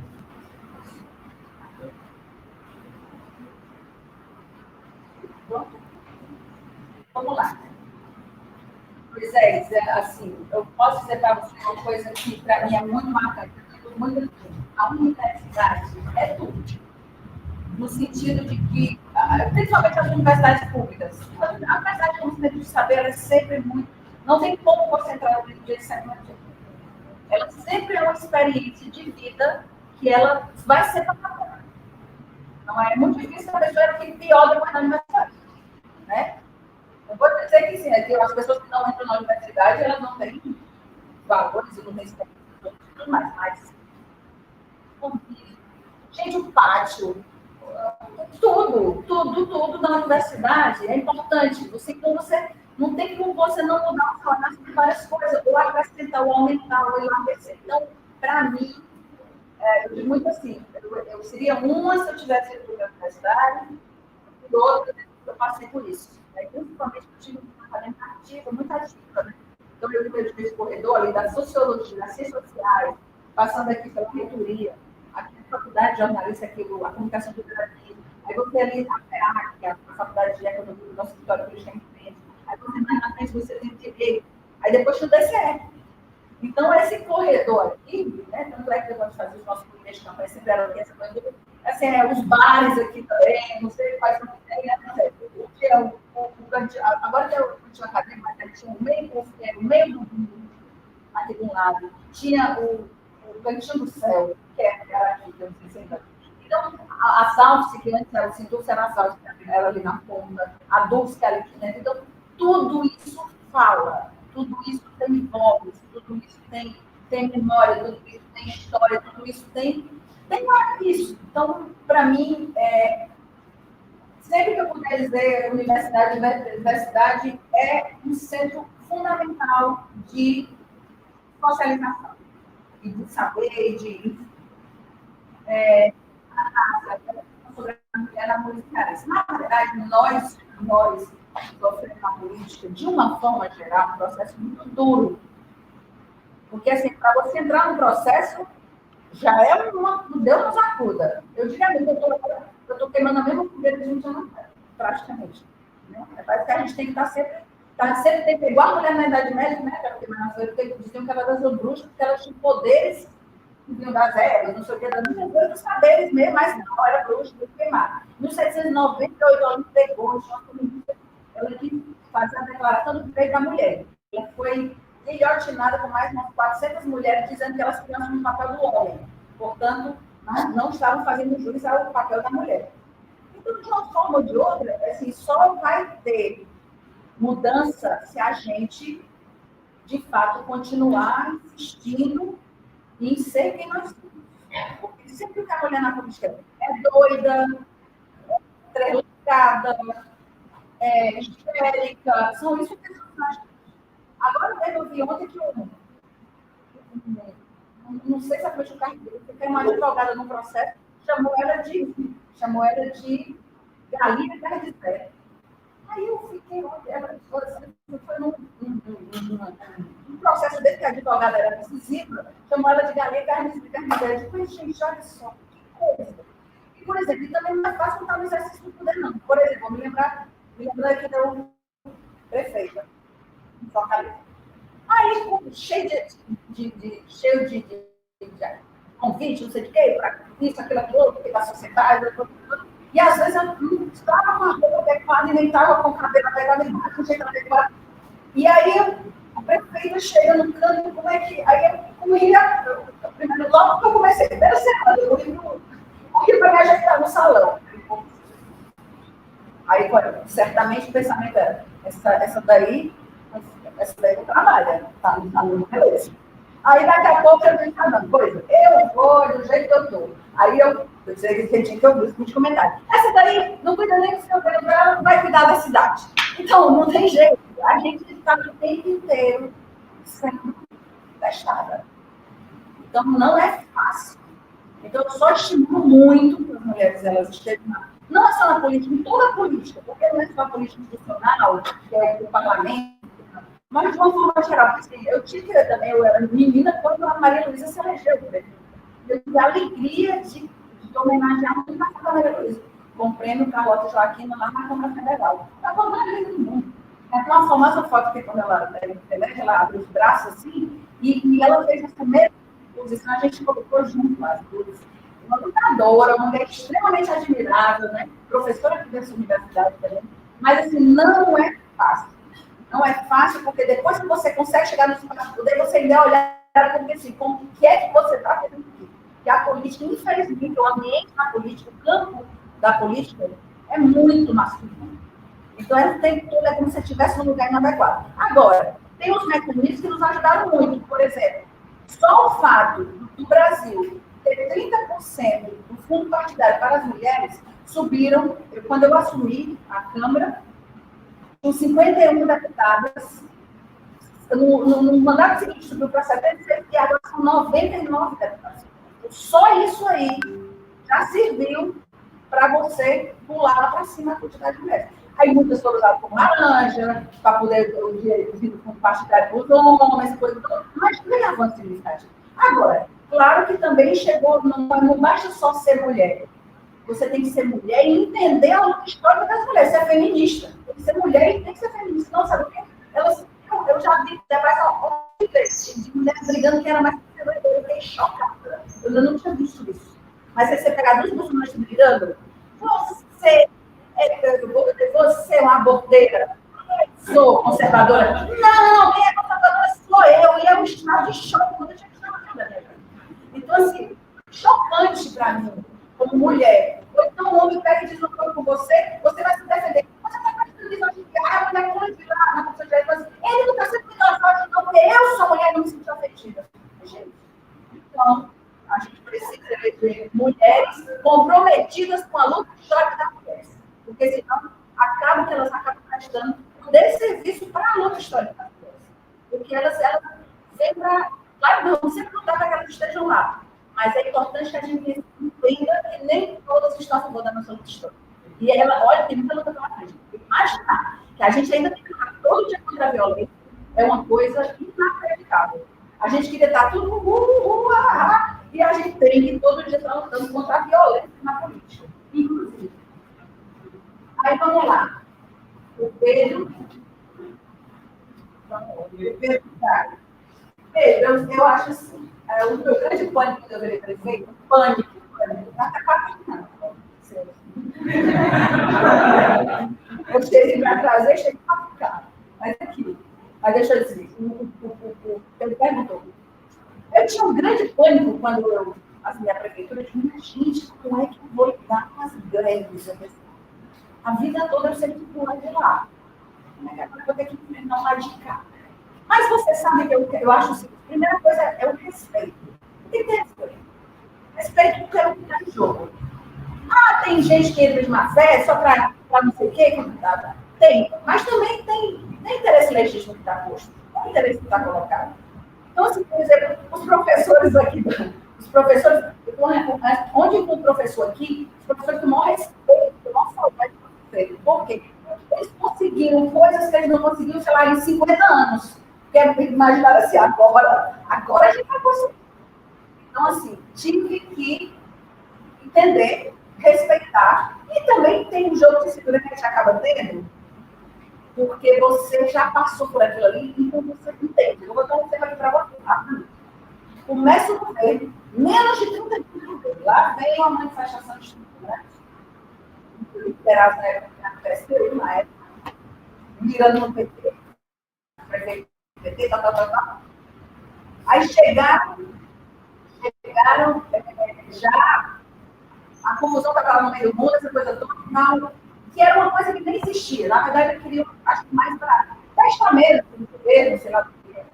E aí, chegaram, e aí, foi lá, uma turma negociar essa coisa toda, que era a carteira de estudo, mas não estava fazendo uma carteira contrária, vai ser, a carteira vai ser gratuita.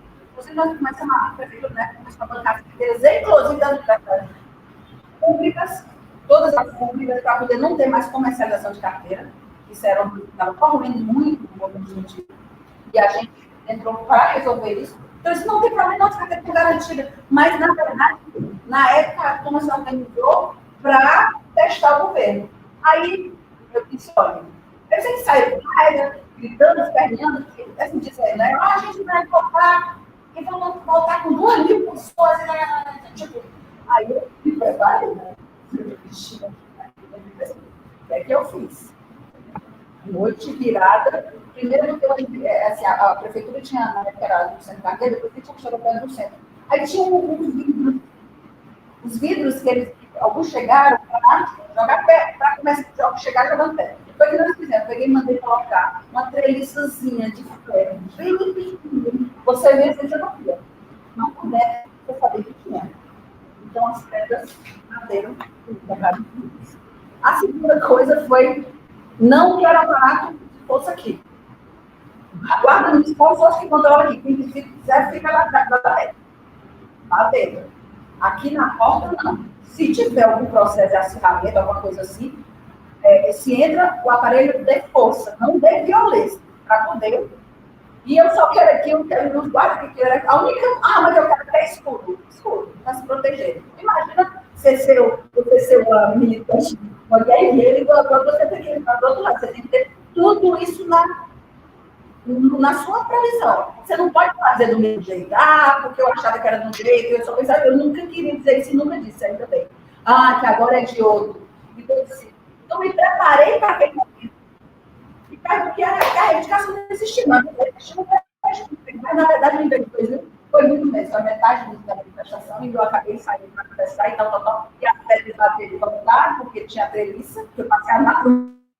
Então, você sabe já a pré-visibilidade. O movimento elegível, o movimento que quer demarcar politicamente. Então, eu acho que você tem que respeitar. Assim, e acho que entender os motivos que levam as pessoas a a buscarem por dias melhores. Todos nós vamos fazer um dia e nós vamos respeitar o outro e saber se comportar disso. Acho que isso é um exercício que você tem que aprender a fazer. Não dá para você ser incendiário aqui e depois você ser um bombeiro e dizer que é simples assim, não é? Então, eu confio. O André, é assim, foi uma coisa de 2004, a gente chega na escola das pressões do segundo turno, acho que a eleição de 2008 eu sou primeiro turno, foi a única prefeita eleita no primeiro turno da Fortaleza Cidade insurgente.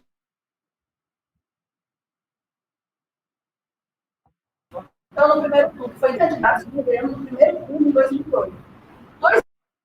2016, gente, no caso, você falou especificamente do PT, mas o PT, naquele momento, estava no fundo do poço. Tinha tido impeachment da presidente. Ninguém queria ser presidente. E nós tínhamos aqui um governador, na época, o governador já era do PT, mas ele não apoiou a nossa ditadura. Ele apoiou, ao contrário, pegou todos os partidos e colocou para apoiar o Roberto Carlos em 2016. Então, não contei com a ajuda do governo. Foi PT. Eu era candidata a prefeito, o Elmano, que hoje é o nosso governador, foi o candidato a vice. Eu lembro que eu cheguei para e disse, Elmano, não vai dar, mas nós temos uma missão, que é garantir, nesse momento difícil da conjuntura da Dilma vitimada, a gente tem que estabelecer uma resistência. E nós precisamos manter o legado do PT nessa cidade. Aí top, e assim foi a chapa que eu prefeito, eu ando candidato a vice. Nós tivemos 15% de voto, porém, se a gente fizer uma base comparativa, foi a terceira maior percentual do PT. Nós só tivemos, nesse momento, 2016, 17%, o Raul Coutinho, o colega, o Haddad, na reeleição dele, ele teve 16% em São Paulo, e eu tive 15% aqui. 2020 era outro momento difícil, que foi depois da prisão do Lula. E foi também, o PT foi junto, também já tínhamos um governo do PT, né, que era o governador do PT, e também pegou todos os partidos, trouxe para apoiar o SAC. Em 2020, também não tive apoio do governo do PT. Então, de fato, foi uma coisa desconectada, enfim, que teve um fruto da normal. E agora tem todas as condições da gente a candidatura do PT, que nós chamamos de Lula, ele é presidente, depois, na época ele tinha acabado de sair, em 2019, sai da prisão, da Polícia Federal. Hoje o presidente da República, o Elmano, que foi o nosso candidato em 2012, a nossa sucessão, governador do Estado. Então, nós temos grandes possibilidades. Agora, depende de como vai, o caminho vai ser trilhado até lá. Domingo, vocês sabem que vai ser a grande discussão, que a gente vai saber como é que vão se comportar essas forças internas. Tem muita coisa que não está legal, que está acontecendo, muita coisa ruim que está acontecendo. A gente está acompanhando, coisa que a gente não queria ver no partido. Eu nem vou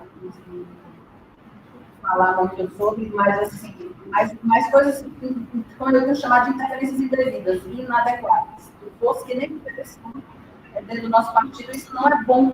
Porque eu sempre digo, a gente quer conservar o PT como instrumento de luta da classe trabalhadora, não é um partido qualquer. Se ele virar um partido qualquer, nós, por exemplo, no meu caso, eu sou só comunista, convicta.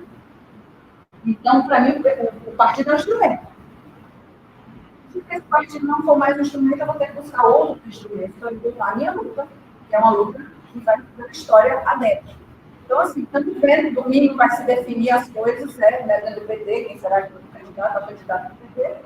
E vida que segue, né? Vamos alinhando as coisas. Isso aí pulou uma pergunta sobre o sim. Estava até lembrando que ontem foi a jornada, né, dessa discussão nacional. Acho que é uma questão cada vez mais que a gente deve se debruçar, porque se você tinha antes um diagnóstico antes eu digo, há muito tempo atrás, você definia várias coisas, menos a questão do espectro autista. E hoje você tem vários mecanismos e vários espaços que você lide com isso da melhor forma possível. Por quê? Porque primeiro, você tem várias situações diferenciadas. Segundo, porque você precisa praticar a política da inclusão.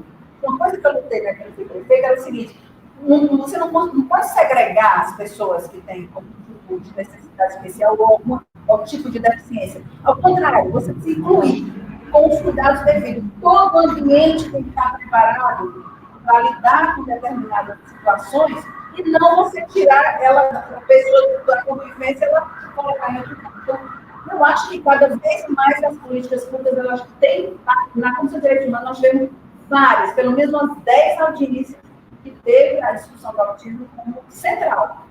Muitas mães, eles e elas estavam presentes no debate, participavam ativamente do debate. Então, eu acho que é cada vez uma coisa que a sociedade precisa aprender, precisa desenvolver políticas públicas voltadas e cada vez mais especializadas para lidar com isso. E socializar. Eu acho que jamais segregar, jamais você fazer políticas que não estejam... e cada vez tem que chamar a atenção para isso, porque às vezes não tem dificuldade de aprendizado, tem uma questão de ser tratada, e uma forma de aprender o conhecimento de tudo que pode ser diferenciado, mas está dentro desse contexto da sociedade. Porque eu vou dizer uma coisa, esse mundo hoje, gente, é muito bombardeio de informação, de coisas em cima da gente o tempo inteiro. Então, assim, as pessoas estão, consequentemente, mais introspectivas, estão mais cenudas, assim, certa inquietação, né? O espírito do tempo é o contrário do Edgar Morin, né? Então, seria isso. Eu acho que é cada vez mais a gente se especializar, cada vez mais levar em consideração, levar isso a sério e cada vez mais a gente ir aprendendo o que tem de melhor nesse processo de lidar com esse tipo de situação de pessoas autistas que estão junto conosco o tempo todo e que precisam ser compreendidas como tal. E jamais se elas serem colocadas de lado, ou elas precisa só você ter um olhar muito especial para isso, porque cada vez mais esse diagnóstico está colocado na sociedade. E antes você dizia qualquer coisa, menos você dizia isso.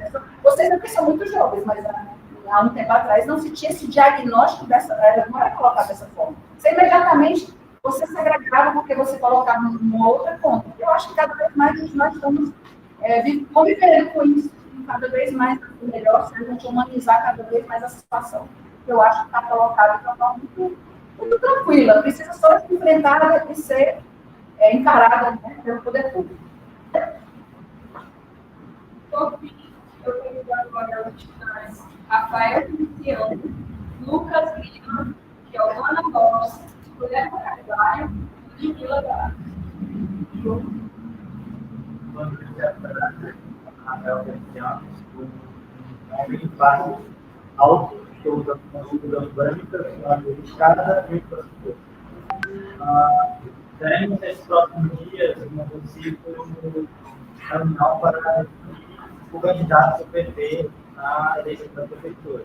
Eu gostaria de saber qual é a diferença na visão da senhora dessa possível candidatura hoje na eleição de 2021 e a candidatura em 2004. Qual a grande diferença na visão da senhora? Muito grande.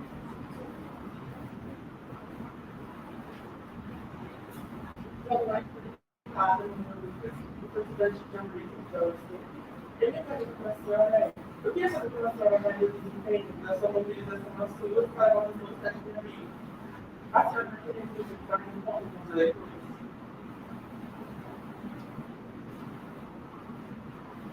Ok. Muito deputada. Prazer estar aqui hoje. Sou de jornalismo aqui no Ceará. Eu sou mineiro de Peruara, estou com a França, duas crianças com a França, com mais preços novos. A minha pergunta tem visto o contexto aqui no Ceará, no Brasil também, um contexto racial, que a taxa de analfabetismo, por exemplo, é muito maior que as pessoas negras. As pessoas em situação de rua também são em maior quantidade de pessoas negras. As pessoas negras sofrem estruturalmente, sistematicamente, comunicacionalmente mais com a violência social e com diversas outras formas de opressão do sistema. Né? E eu queria saber, então, como a senhora, né, uma pessoa racialmente privilegiada, enxerga essa situação de mudanças e atitudes que você propõe para essa luta que é necessária, que também é coletivo, né, de todas as pessoas.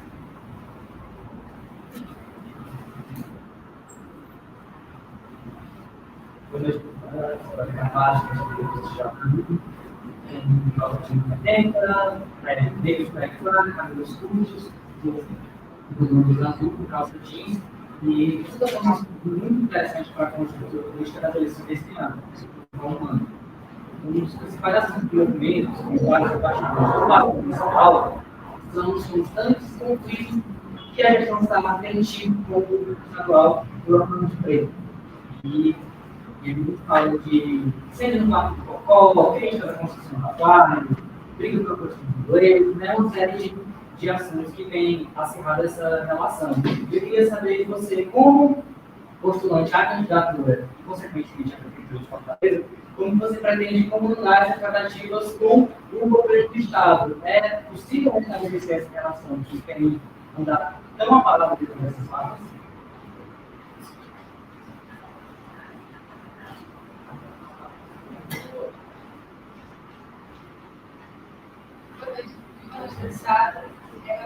Em relação ao meu anterior, eu tive uma. Quem faz um momento sobre quem faz em relação a outras questões que você tem que tomar. Não são tão complexas. Por exemplo, a gente tem vai tomar com chefes de natureza especificidade e a o diretório estadual do PT, enfim, mulheres como falar de referência, já que tem que ter trilho, de certa forma, nas decisões das prefeituras do interior. Queria saber como é que a senhora enxerga esse negócio do PT, e principalmente nas decisões que são voltadas à escolha de candidatos mais aliados ao centro-direita, ou à direita, ou então recriados, que não, teoricamente, não estão de acordo com a teoria do partido. Pronto? Bom, muito bom. Obrigada. Já vou me despedindo. Posso escrever o protocolo? Eu cheguei para tudo. Pode. Foi na Angola, eu estou quatro, estou vestindo calça e blusa cinza e sapato branco. Recentemente teve a situação com o edifício São Pedro e tem outros prédios históricos ou equipamentos da nossa cidade que estão se deteriorando. E tudo bem que alguns também são do Estado, mas tendo visto uma possível eleição, o nosso governador também é do PT, então teve um diálogo maior. Então eu queria saber só sobre a questão da valorização e da preservação da história da nossa cidade, se existe algum planejamento sobre isso. Então, vou pedir aqui, esse é o último bloco de perguntas, que fala que eu recordo no conjunto Paulo, mas assim, o Rafael, diferente de 2004 e 2024, assim, sempre, assim, no intervalo de 20 anos da história, vai ter diferenças de muitas obras. Mas, assim, posso dizer que eu, do ponto de vista pessoal, para mim, 2004, eu era uma deputada estadual, no ano de mandato, e eu tinha, na época da Folha, tinha até uma na frente de futebol.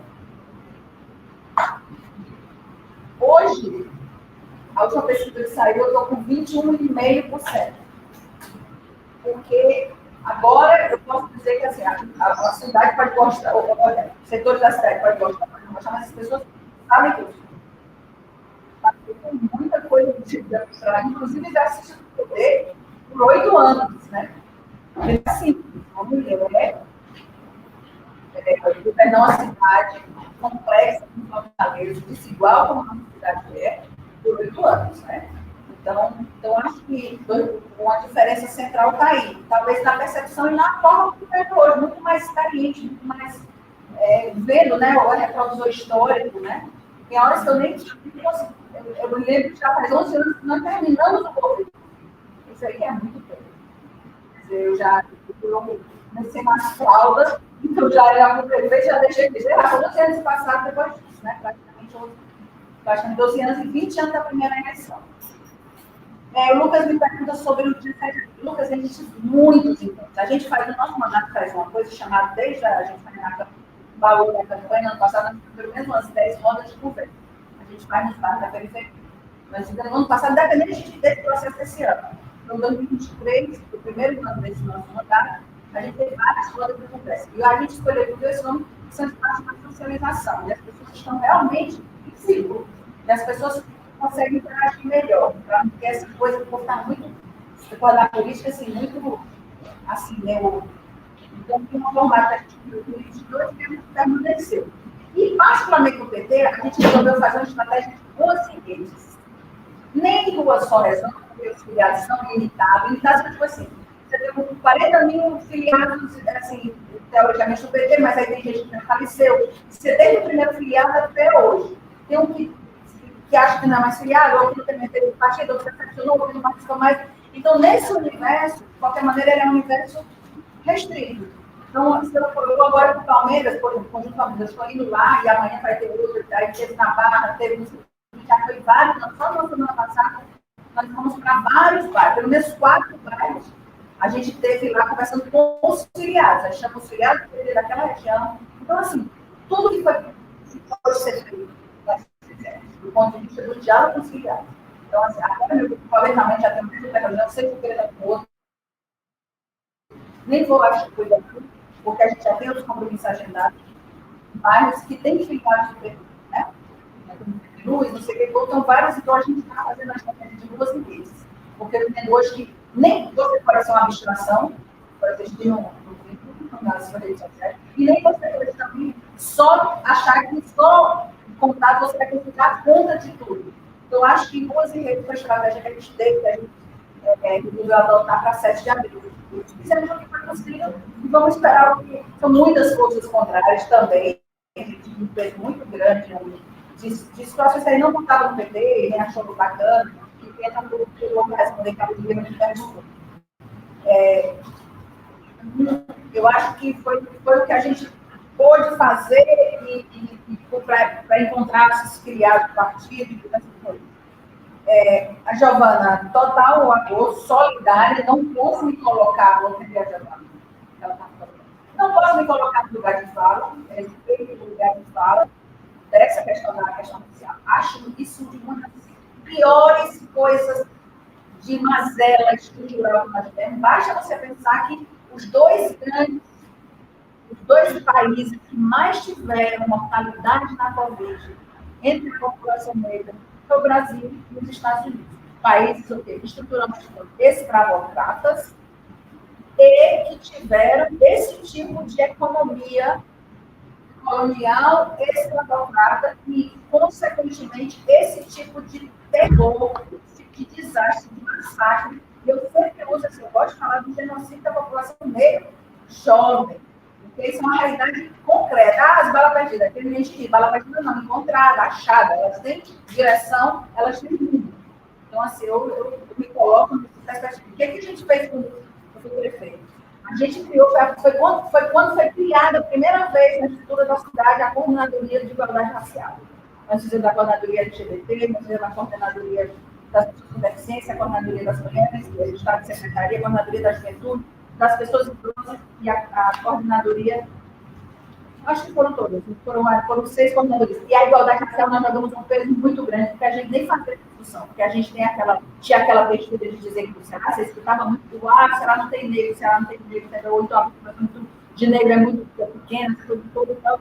Mas até para a gente, a primeira eleição do Rio que eu participei, o vice era o Veneranda, né? O Veneranda era um negro, ele era Pernambuco, um negro, inclusive a gente incorporou essa discussão na campanha. Né?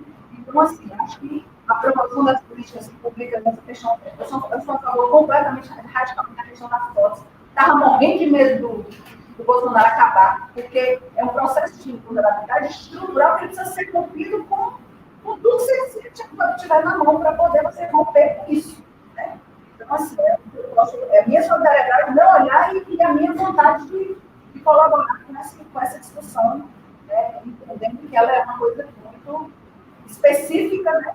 Dessa questão de que eu não vou, uma coisa que nunca me coloca no lugar de fala, né? Por isso, mas assim, toda a minha compreensão e toda a minha força. Assim, eu acho que o Estado está brigando com a prefeitura, no caso, porque existe também divergência muito na política. Eles vão se enfrentar daqui a pouco. Vão se enfrentar, eu digo assim, o grupo está na prefeitura agora, mas eles se enfrentam pouco para mim. Então, é natural, assim, a gente tem muita crítica, eu entrar aqui nas críticas nossa crítica sobre a questão do governo Sarto. Em 2020 eu fui chamada para fazer um pacto de uma só que não durou nem até o começo da campanha. Quando eu me desesperei, eu tive que ir no de TV para não saber se eu falava do que já tinha acontecido, se eu me defendia ou se eu dizia o que eu ia fazer. Não dá, tinha um minuto. Mas eu fui covardemente. E André, antes de eu falar, tá falando tanto de juventude, o André. Não, só para olhar para a verdade, não sei se você sabe. O André Marinho é secretário executivo também de juventude do Estado, que também está aqui nos prestigiando, e é de Maracanã, que tem pouca realidade, que eu não tive nem colocou a pouco aqui, só para apresentar. Tem a Mari também, a Mari Lacerda, a Mari, nossa companheira, foi candidata, vai ser candidata a deputada estadual, mulher, negra, de luta social. A Carol, que a Carol Lacerda também foi da ONG, a Mariana também foi da ONG, então já também nos prestigiar. Né? E aí tem o Mário Magno também, que está hoje também lá no secretário também lá no Estado, ajuda lá no Estado, na Secretaria de Educação Política. Ele também é mestre já? Também já foi da União Nacional dos Estudantes, né, que são nossos companheiros aqui. Então, eu acho que tem tudo. Se eu for a candidata do PT, for eleita prefeita, eu tenho tudo para sair tudo de bom para essa cidade. Porque nós sabemos onde pega, nós sabemos onde é encontrar ajuda. E eu acho que o diálogo, mas foi um diálogo muito fraterno, né? Porque em 2012 não fosse a mega operação eleitoral que fizeram aqui, que foi cruel, quem me deu, nunca vai esquecer. Foi a mãe de direito. Eu não estava na frente até os momentos específicos. Foi uma mega operação de última semana e 13% naquela eleição. Todas as forças que estavam do lado de lá. Mesmo formando quase que o processo eleitoral de 12, não fosse, nunca a gente viu um negócio daquele, viatura de Estado andando para lá, e de uma hora que eu sabia que recorrer, pelo bombeiro, não tinha noite, está tudo lá, a polícia não sabia o que fazer, não sabia o que fazer. Foi um momento muito específico na cidade. Ludmila, tem coisa assim, eu concordo, você fez uma colocação extremamente correta e importante, infelizmente, alguns processos muito traumáticos dentro do PT. Eu vou dar outro exemplo. Na situação de Guapo, por exemplo, o candidato, que é o candidato do PT, o Sá, ele é um fundador, é histórico. E ele foi diretor municipal, tirou a posição, não sei se foi por unanimidade, mas assim, majoritariamente, numa determinada situação, a diretora estadual veio e passou por cima da situação. Eu particularmente, eu acho que isso daí não deixa marca de consequência que a gente só vai ver futuramente. Infelizmente. Por isso que eu acho que essa eleição de Fortaleza, ela vai ser muito importante para o futuro, independente do que ela... Mas ela está dizendo muito sobre Fortaleza, inclusive nacionalmente falando.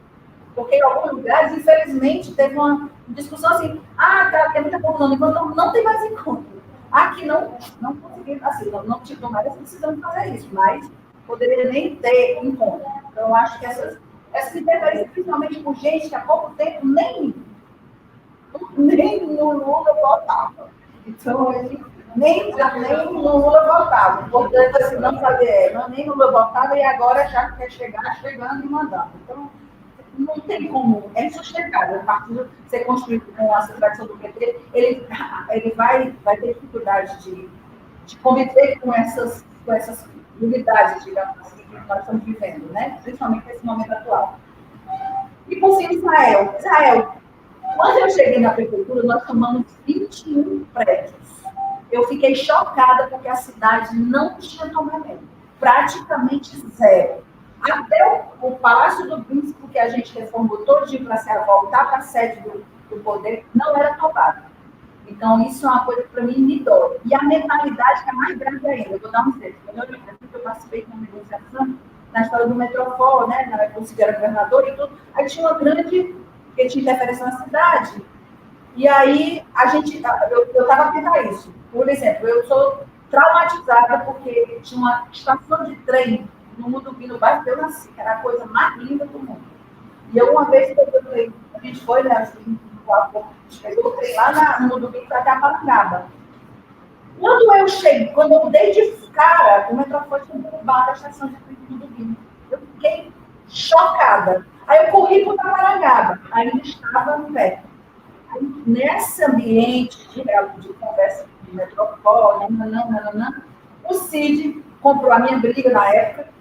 E eu disse, não, gente, vocês já acabaram com a turma do Rio, vocês vão acabar com a estação de trem da Parangaba, e não, mas é porque o negócio passa por cima e tem que ir, sei o que. Aí o Cid, na época, disse assim, peraí, vamos tentar uma solução assim, quando a engenharia que ela resolve. Ela elevou, rebaixou, relevou a coisa do para poder passar por cima e manter intacto, porque eu tinha atacado o tombamento. Então ficou um dilema. Eles queriam me convencer a deixar acabar a estação, só que a gente tinha tombado, porque eu já tinha entrado no mundo. Eu não era prefeita quando derrubaram. Então, assim, eu tombada estava, e aí, não vou abrir mão, então eu sei que a engenharia fez um todo chance. E só para finalizar, tipo, um prédio que também tem um tombamento dele, que também é de lá, que é um hotel Lorde, no centro da cidade. Aí a discussão toda, porque uma fenda estrutural, os engenheiros na época, né? Não, porque tem uma fenda estrutural, não sei onde, tem uma linha de amarração, não sei o que, não sei o que, está dentro do prédio. Mas, gente, como assim? Porque eles já estavam na mira do metafora, né? Mas como? Como é que não tem... Porque, na época, vou dar um chute aqui, eram tipo 4 milhões para você refazer a estrutura do prédio e essa tal dessa linha de não sei o que seria do prédio. Aí eu escutei o desplante de um engenheiro, grandes lá da obra, das empresas grandes, assim, olha, prefeita, isso está muito irracional essa discussão, com todo respeito, mas veja bem, se a senhora vai gastar, vamos supor, né, 4 milhões de reais para fazer a sustentação que você tem no prédio, você ainda não está condenado à estrutura, é muito melhor. Com isso daí se consegue facilmente fazer uma réplica. E eu estava acreditando que eu estava escutando. Tipo, o cara queria fazer uma réplica, o dinheiro que era para ajeitar o prédio, ele pode ser no lugar que a senhora quiser. Aí que eu fiquei mais chocada ainda. Eu não estava acreditando que eu estava vendo. Então, infelizmente, Fortaleza é uma cidade sem memória. Sem memória. Por quê? Porque quem pode para preservar isso tem essa mentalidade. Entendeu? Acaba. Quando você vê o que é progresso, o que é moderno. O que é moderno é exatamente a vida tranquila, qualidade de vida. É a gente poder se ver no passado que foi, se ver no futuro que virá. Você tem uma vida ok na cidade. Não é a loucura de a coisa destrói, vai e mata. Não é. Parece aqui que eu cheguei, até comentando, está chegando uma cara no aeroporto, a gente passando a cidade maltratada, assim, no sentido. Parece assim, a cidade o tempo todo remendada. Aí eu quero dizer, não tem um projeto, não tem um planejamento. Você parece que toda hora você está remendando alguma coisa, sabe? E toda vez que eu vejo lixo aqui, mas o que eu mais me avaliado do nosso governo, exatamente a limpeza urbana, mas toda vez que eu vejo lixo aqui na aldeia, outra para a área nova, aqui pelo centro, imagina como é que isso não está na periferia. Não dá batata. Quando você chega lá, é um horror. É um tudo de lixo espalhado, assim, como se não se pagasse, inclusive, taxa de lixo que inventaram, né? Porque na minha época nem taxa de lixo tinha, porque a cidade era muito bem avaliada no centro urbano. Mas agora, com taxa de lixo, você tem a cidade muito maltratada, inclusive suja. Gente, sei que foi do Palmeiras, muito obrigada por tudo.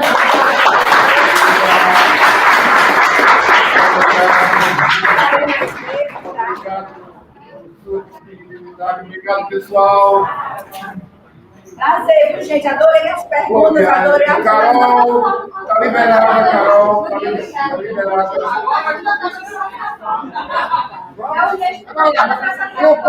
Vamos fazer uma foto coletiva. Pode pegar pra cá,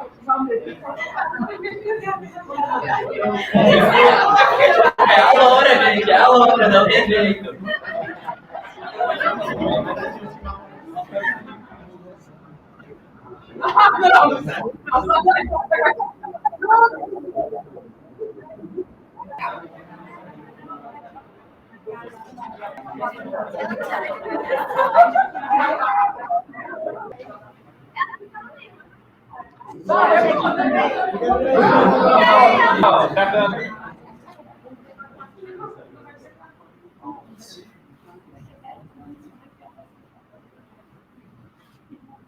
E